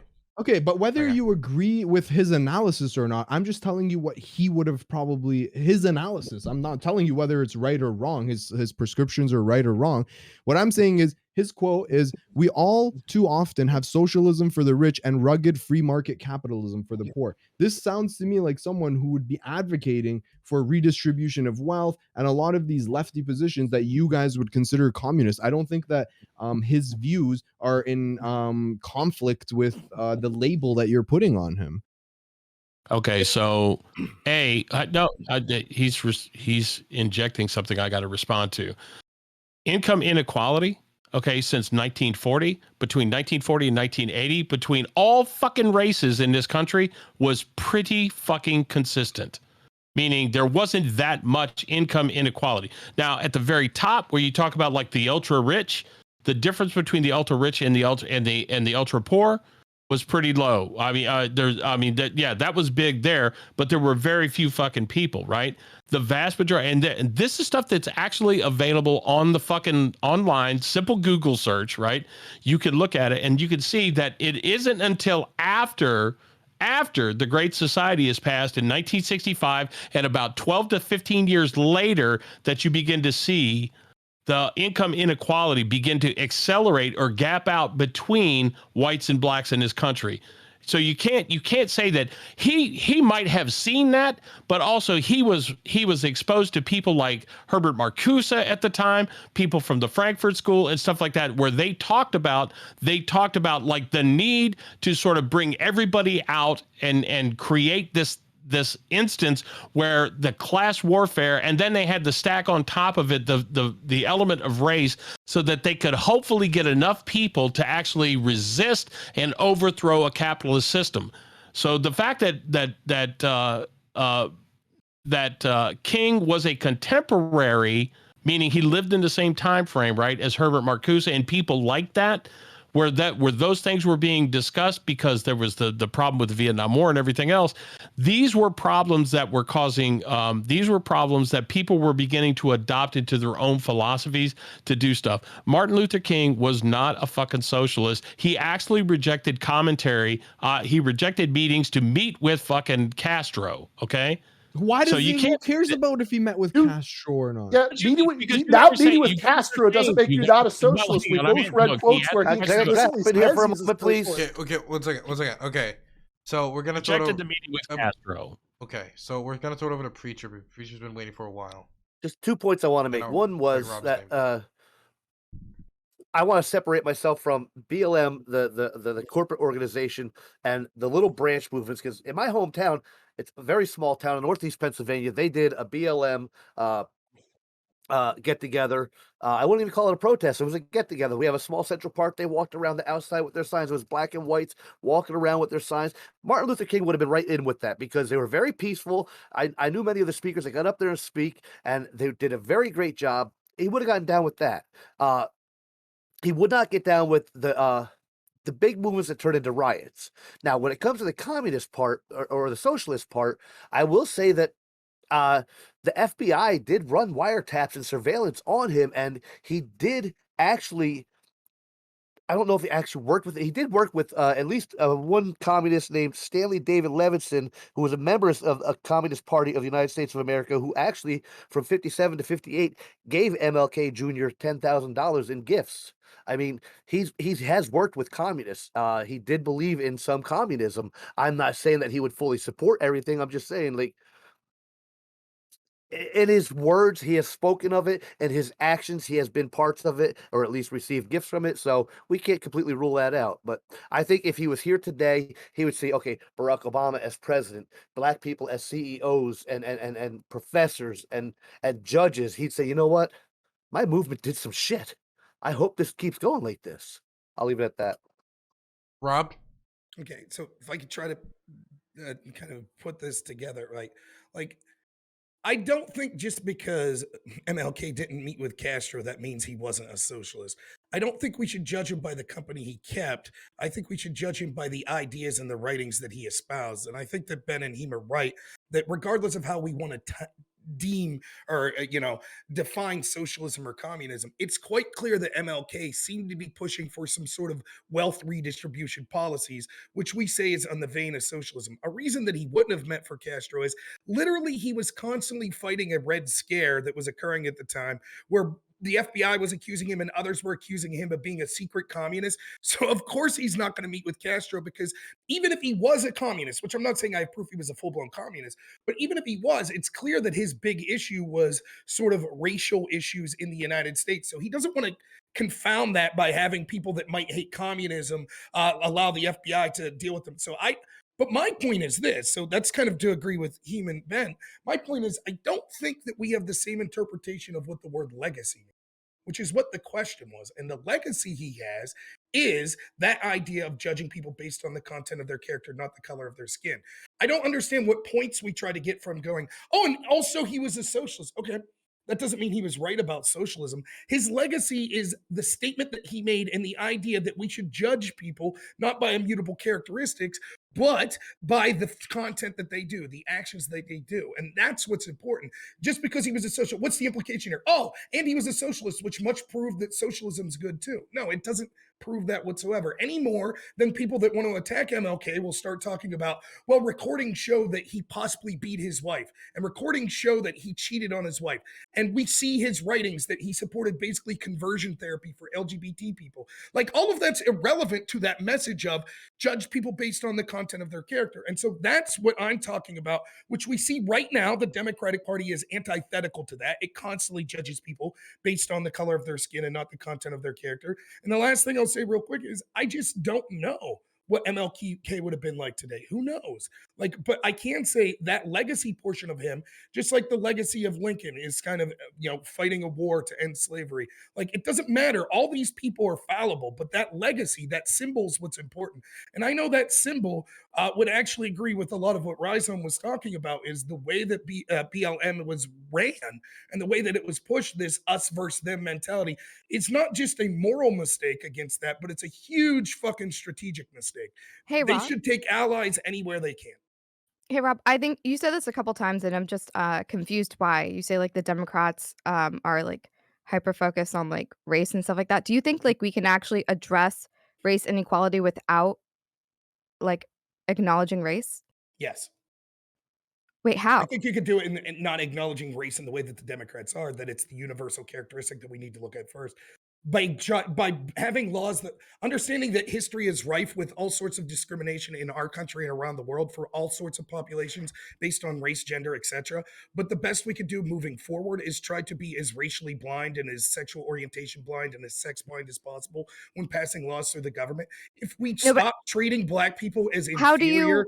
let me Mhm. finish. If we stop treating Black people as monolithic and inferior and give them the same opportunities as everyone else and have the laws be equal across that, we might just see that the people, particularly white liberals that are trying to treat them like children, will be outworked and outclassed by those same Black people, which is probably one So, of the reasons that they constantly want to treat them like children. so do you think when you put Black people who've been held back for a long time in the same positions as white people, that maybe you're setting them up for failure without giving them like additional steps to catch them up forward? No, because that refers to Black people as Rope. monolithic. For example, what additional steps would you Wait, why provide? is that monolithic? Because you just said, well, Black people that are behind white people because how they've been treated. So, for example, is Barack Obama behind No, I me? didn't. We shouldn't have race-based policies. For example, if there's two people, one named Will who's white and one named Bob who's Black, and they're both born in the same hospital next to each other to single mothers who both make $10,000 a year, why would we say, but the ancestors of Will who's white had it better, so we need to have special programs to help Bob that's Black? If we help people based on need, fine, help them based on need. If helping people based on need disproportionately helps Black people, fine, I don't have a problem with that. What I have a problem is the racial focus of it. Again, Rob I is don't. 100% correct. Rob is 100% correct here, right? No, It he's isn't. not. It isn't.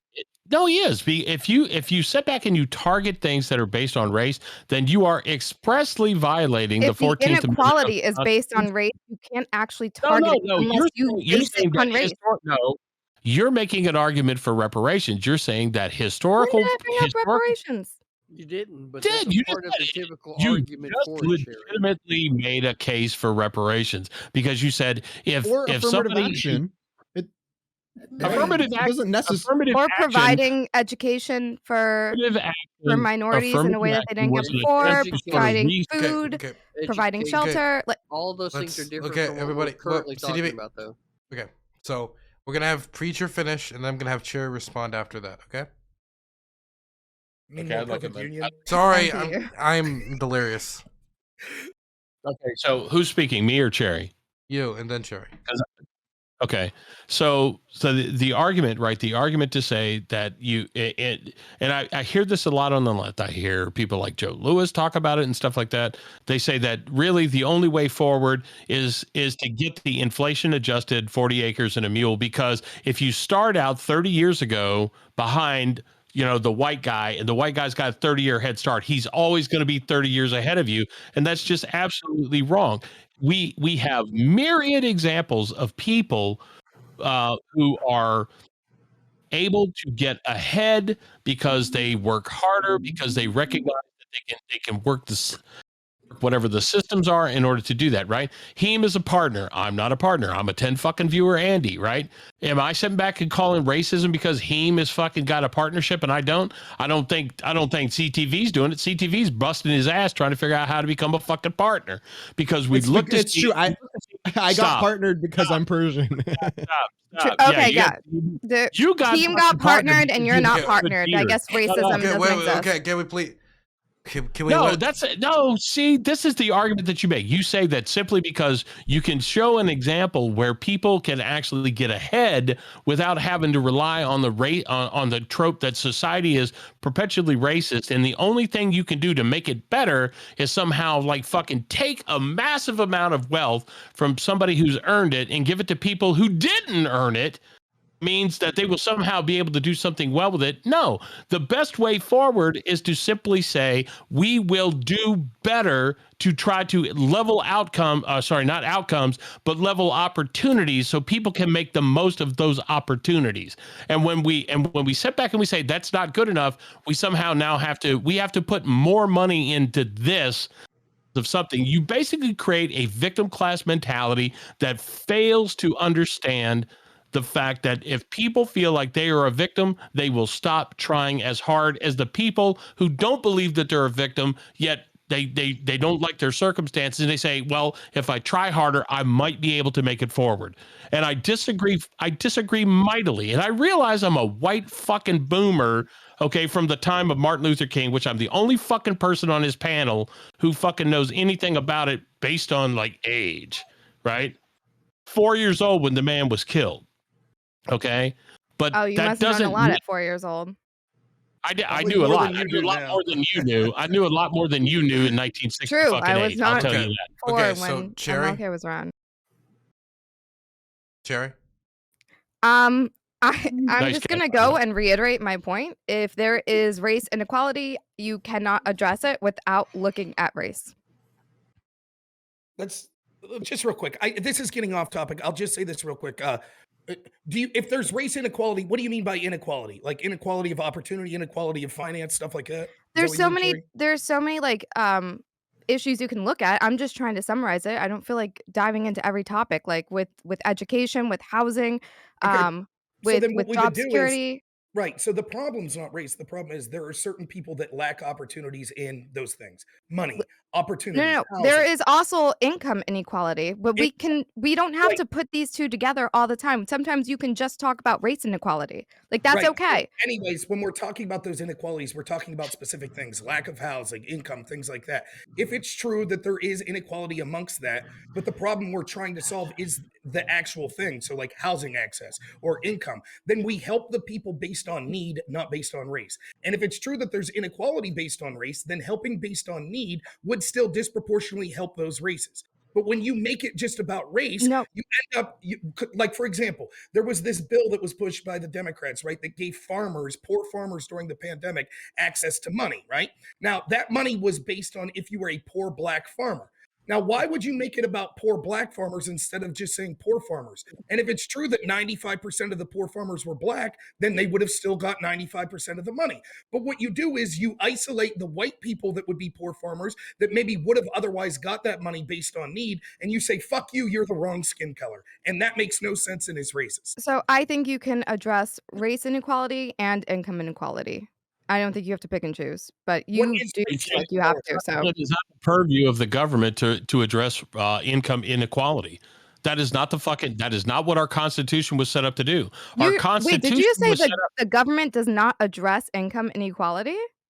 not the purview of the federal government to address income inequality. No, it Get is the not. fuck It out is of here. not. You don't fucking know what you're talking about. Okay. You have no fucking clue what you're talking about because the Constitution was not established to ensure that the government ensured an equal fucking financial outcome to anybody. I It can't was even take you designed. seriously. Okay. Well, I don't give a fuck. Okay, well You're not because you're not a fucking serious person if you're discounting what I'm saying. Okay, Guys, before Dylan is talking. Thank you, Rizzo. Before this spirals out, I want to throw it over to Ben, who raised his hand earlier.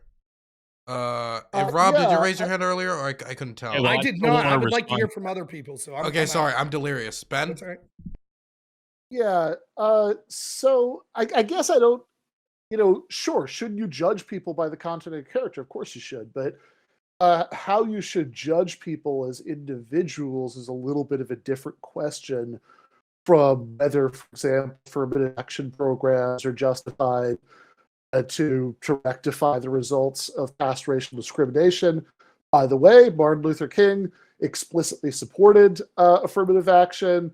There's a 1965, Alex Haley interviewed him for Playboy, asked, do you feel it's fair to request a multi-billion-dollar program of preferential treatment for the Negro or any other minority group?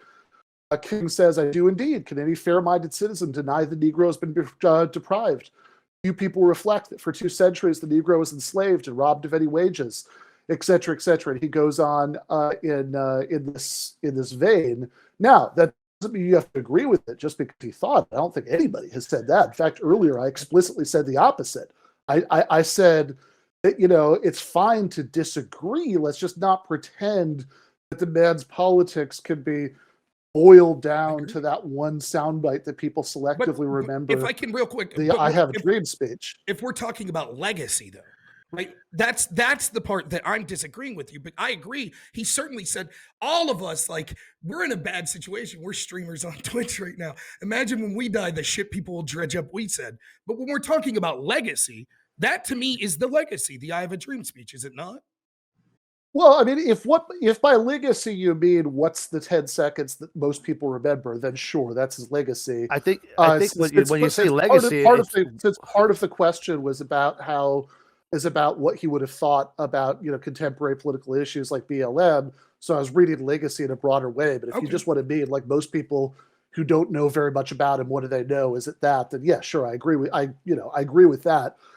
That's fine. I would also just point out, I mean, we could argue about solutions, and I agree for a lot of things, like universal programs are actually, that would disproportionately benefit non-white people, but still would be universal, are definitely the best way to go.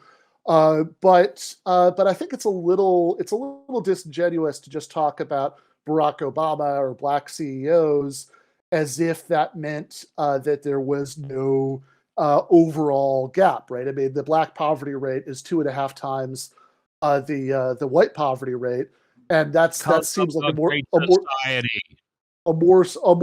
that seems like a more significant. That seems more significant than the existence of a few black faces in high places. As far as equality of opportunity, I mean, I would argue that you can't separate equality of opportunity from equality of outcome. Given massive enough inequality as an outcome, there is no meaningful equality of opportunity because one generation's outcomes are the next generation's opportunities. And as far as the Constitution goes, the Supreme Court has disagreed that it's outside of the purview of the federal government to enact programs to alleviate economic problems since at least the 1930s. Whatever. I'll take them. I'll take them over MTU on that. Okay, you're mischaracterizing what I said. I said it is not the purview of the federal government to ensure financial outcomes. Okay, it doesn't mean that the Congress can't make laws, as Rob pointed out, that you can't make laws that benefit like certain economic sectors of the economy who might actually happen to be like people of color, right? Minorities, and there's no question that minorities were harmed by a lot of the policies of democratic institutions for the last 150 fucking years since the Civil War, right? The Jim Crow, Southern fucking policy, right? All of the governors in the South that were against fucking equality were Southern fucking Democrats, right? They were. That's the way. That's exactly what it fucking was. No, I just don't understand how this is relevant. Hang on. Do you think I give a shit about the Democratic Party? I hate the Democrats. I have a. I feel like both of you are talking past each other right now. Ben, I wanted to ask you something real quick. Are you for equality of outcome? No, yeah, I'm not. I think you can't have. I think perfect equality of outcome. Everybody has the same number of dollars in their bank account. No, you don't need that. But I think that I don't think you can have dramatic inequalities of outcome and still have meaningful equality of opportunity. And let me ask you this: do you think that it's not just a governmental goal to push that, but we as individuals should strive for that as well? I think that as individuals, I think that as an individual, in terms of voting, I think in terms of doing things like organizing unions, I don't think like individual consumption or giving, like how you spend your consumer dollars or giving to charity or whatever. No. I mean, like if you're in a position to help through some action of your own equalize outcomes, do you think that's the moral thing to do? What do you mean by equalize outcomes there? Well, you tell me. You say you're for equalizing. Well, no, but I mean, No, I hang think on a second. Let me ask the question a different way, I Rob. mean, do you think let me no, he's already been. No, well, it doesn't matter because he was asked a question, so he can respond to it if he wants to. Yeah, I would like to respond to it. Yeah, so Okay, I think that there's nothing as an individual that you could do. I mean, maybe if you're Jeff Bezos, you can turn Amazon into a worker co-op or something. That would do a lot. I think that's not true. Like, for example, you're a professor. There's a lack of black professors. Resign. I think there's okay. I think that there's nothing as an individual you could do to change the overall patterns in society. Now, if there are things that you could do to help people out of compassion, that's fine. You have a reason to do that morally, but that's just a different thing from making the institutions of society more equal and the overall pattern of distribution of wealth more equal. And I think moralizing about individuals is kind of beside the point. I think the only thing that's going to get it done is at the level of worker organizing through unions and at the level of government. That's what's going to get it done. All the stuff about individuals sharing or giving up a job or whatever, that's a goofy distraction. It's not. Individual responsibility is important, and the people that want to rely on total government intervention do so to sure. Please, look, I've been the quietest of anybody on this whole fucking panel all fucking night. All fucking night. Yeah, look, let's not derail right now. I'm not trying to derail, but what's been happening is that Ben and MPU are talking past each other. Okay. Doesn't matter. Go ahead. That's going to be the end of tonight's show. We're going to end tonight's show there. So everybody's going to get 30 seconds to give their last thoughts. We're going to start with MPU. Yeah. So the whole argument here is whether or not Martin Luther King would have supported Black Lives Matter. I don't think he would have. He was a nonviolent person.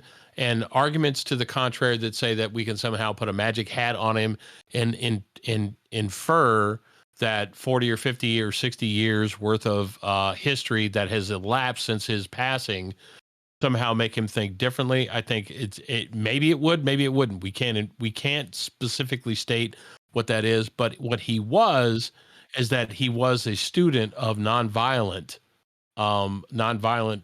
resistance.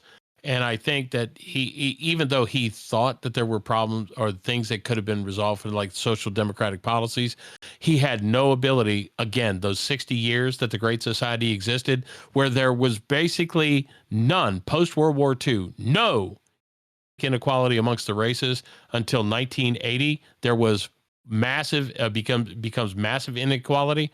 It's because of the policies that basically segregated, packed minorities into communities, and then policies in terms of like the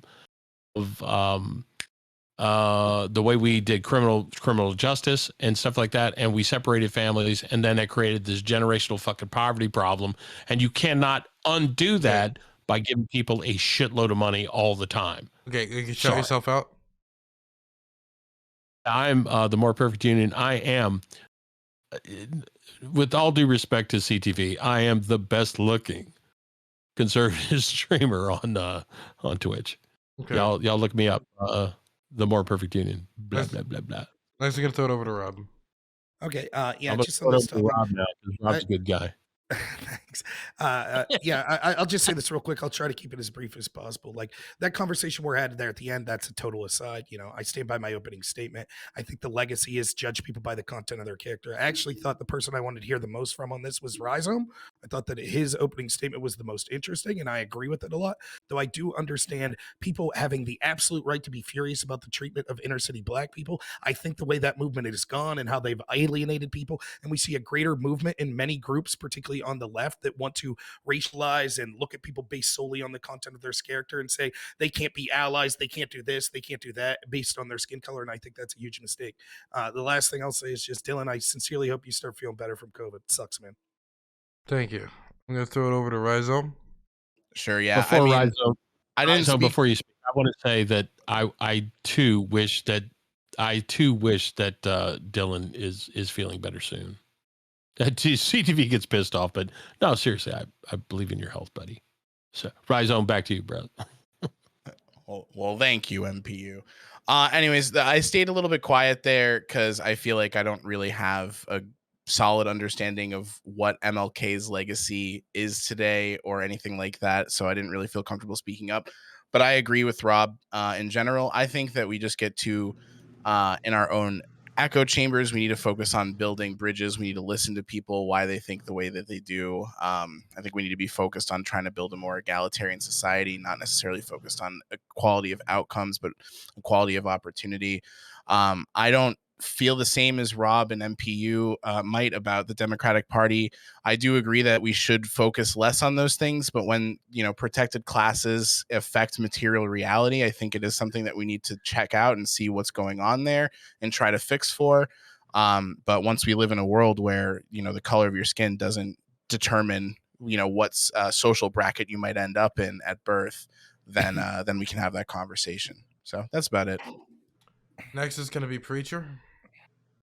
Yeah, I when I think of a person's legacy, I think when their name is mentioned, what do you think? And yeah, I do believe, rightfully so, he is that the "I Have a Dream" speech is probably the greatest part of his legacy. Of course, we can look back in his past, dig up dirt about prostitutes or whatever.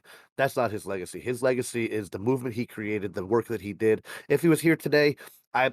Maybe I could be wrong on how he would be with BLM. I think he would look around and see that, you know what, a lot has been accomplished in his name and from his work, but there's also still more to go, especially when we look at the opportunities of the inner city youth.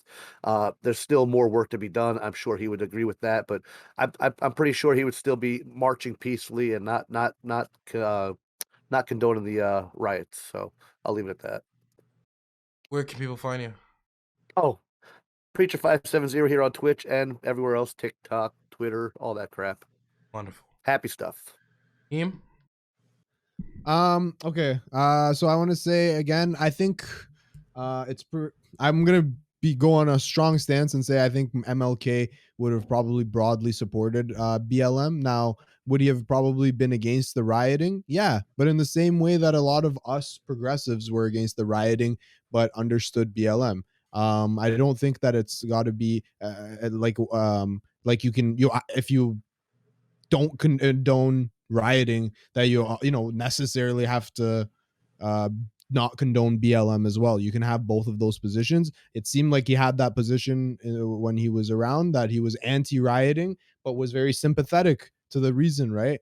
And I brought up the quote, or the quote was brought up before, that like he understands why there's rioting. It's because of the income inequalities and so on and so forth. And then one thing I want to say quickly is that I think that there's when we're talking about the equality of opportunity and outcome, I think there's a place here for people on the left to kind of understand that, and I think this is actually something that can bring all of us together, maybe, that there is something to be said for individuals to have to overcome the challenges that they've been posed with. The advice I would give to an individual that's down and out in society or comes from a lower socioeconomic background is, listen, you're going to have to bust your ass to try to overcome your shitty hand that you were dealt. But at the same time, we can recognize that from a societal level, we can have a more broad, you know, analysis and say that like there are systemic things that are preventing people and making it harder for people. So I don't think that it has to be one or the other. Again, you can have both of these positions. The advice I would give to an individual is you're gonna have to bust your ass to try to get places in this life. I'm Heem. You can find me on Twitch. I stream early mornings if you're looking for something to watch while you're having your coffee, and you can catch me on YouTube, where I recently crossed 10,000 subscribers, and I just started a second channel where I'll be doing normie content. Dylan, feel better, buddy. I appreciate it. Gonna throw it over to CTV. I jumped in last minute. Chat, you know what I've been doing this whole time. First time I decided to speak, when people are talking past each other to try to clarify, this happens. So what I will say is that we're pretty close to making partner. I'm hope that we get there. If we don't, it's no skin off my back, right? It kind of is what it is. With all of that said, CTV out. Okay, I'm gonna throw it over to Jalen. I'm gonna throw it over to Cherry. I think Martin Luther King would have supported Black Lives Matter, the movement. I think he would have empathized with riots, but I don't think he would have supported them. And I think he would have spoken out against violence. Uh, all in all, I still just don't think you can address race inequality without addressing race. Also, you can find me on twitch.tv/cherry. Wonderful. And Ben Burgess. Yeah, those were some great points that Preacher just made just now. Okay, so I think that stupid joke. Anyway, I think that that I don't know why anybody's talking about riots when the question is about BLM. Supporting BLM and supporting riots are different questions. In fact, I think it's a little ironic because one of the big accusations made against Martin Luther King was that he was actually for riots, even though he said he was against it. So I think we can make a distinction between BLM protests and riots. I think that if legacy means not just what soundbite to people who don't know very much about the question know, but what was left behind by the person, their writings, their speeches, their ideas, that's worth valuing and paying attention to, then yes, there is a lot more beyond that soundbite. And I also happen to think that he was right about an awful lot of it. All right, give them an argument on YouTube. You can read my stuff at Jacobin. You can buy this book, Christopher Hitchens, what he got right, how he went wrong, and why he still matters. And yeah, I don't know. I hope I didn't give you COVID, Dylan. That would suck. Yeah, I hope that isn't the case either. I think it was just infrared using sneaky debate tactics. But I appreciate everybody coming out, spending their Friday with me. Y'all have a good one, okay?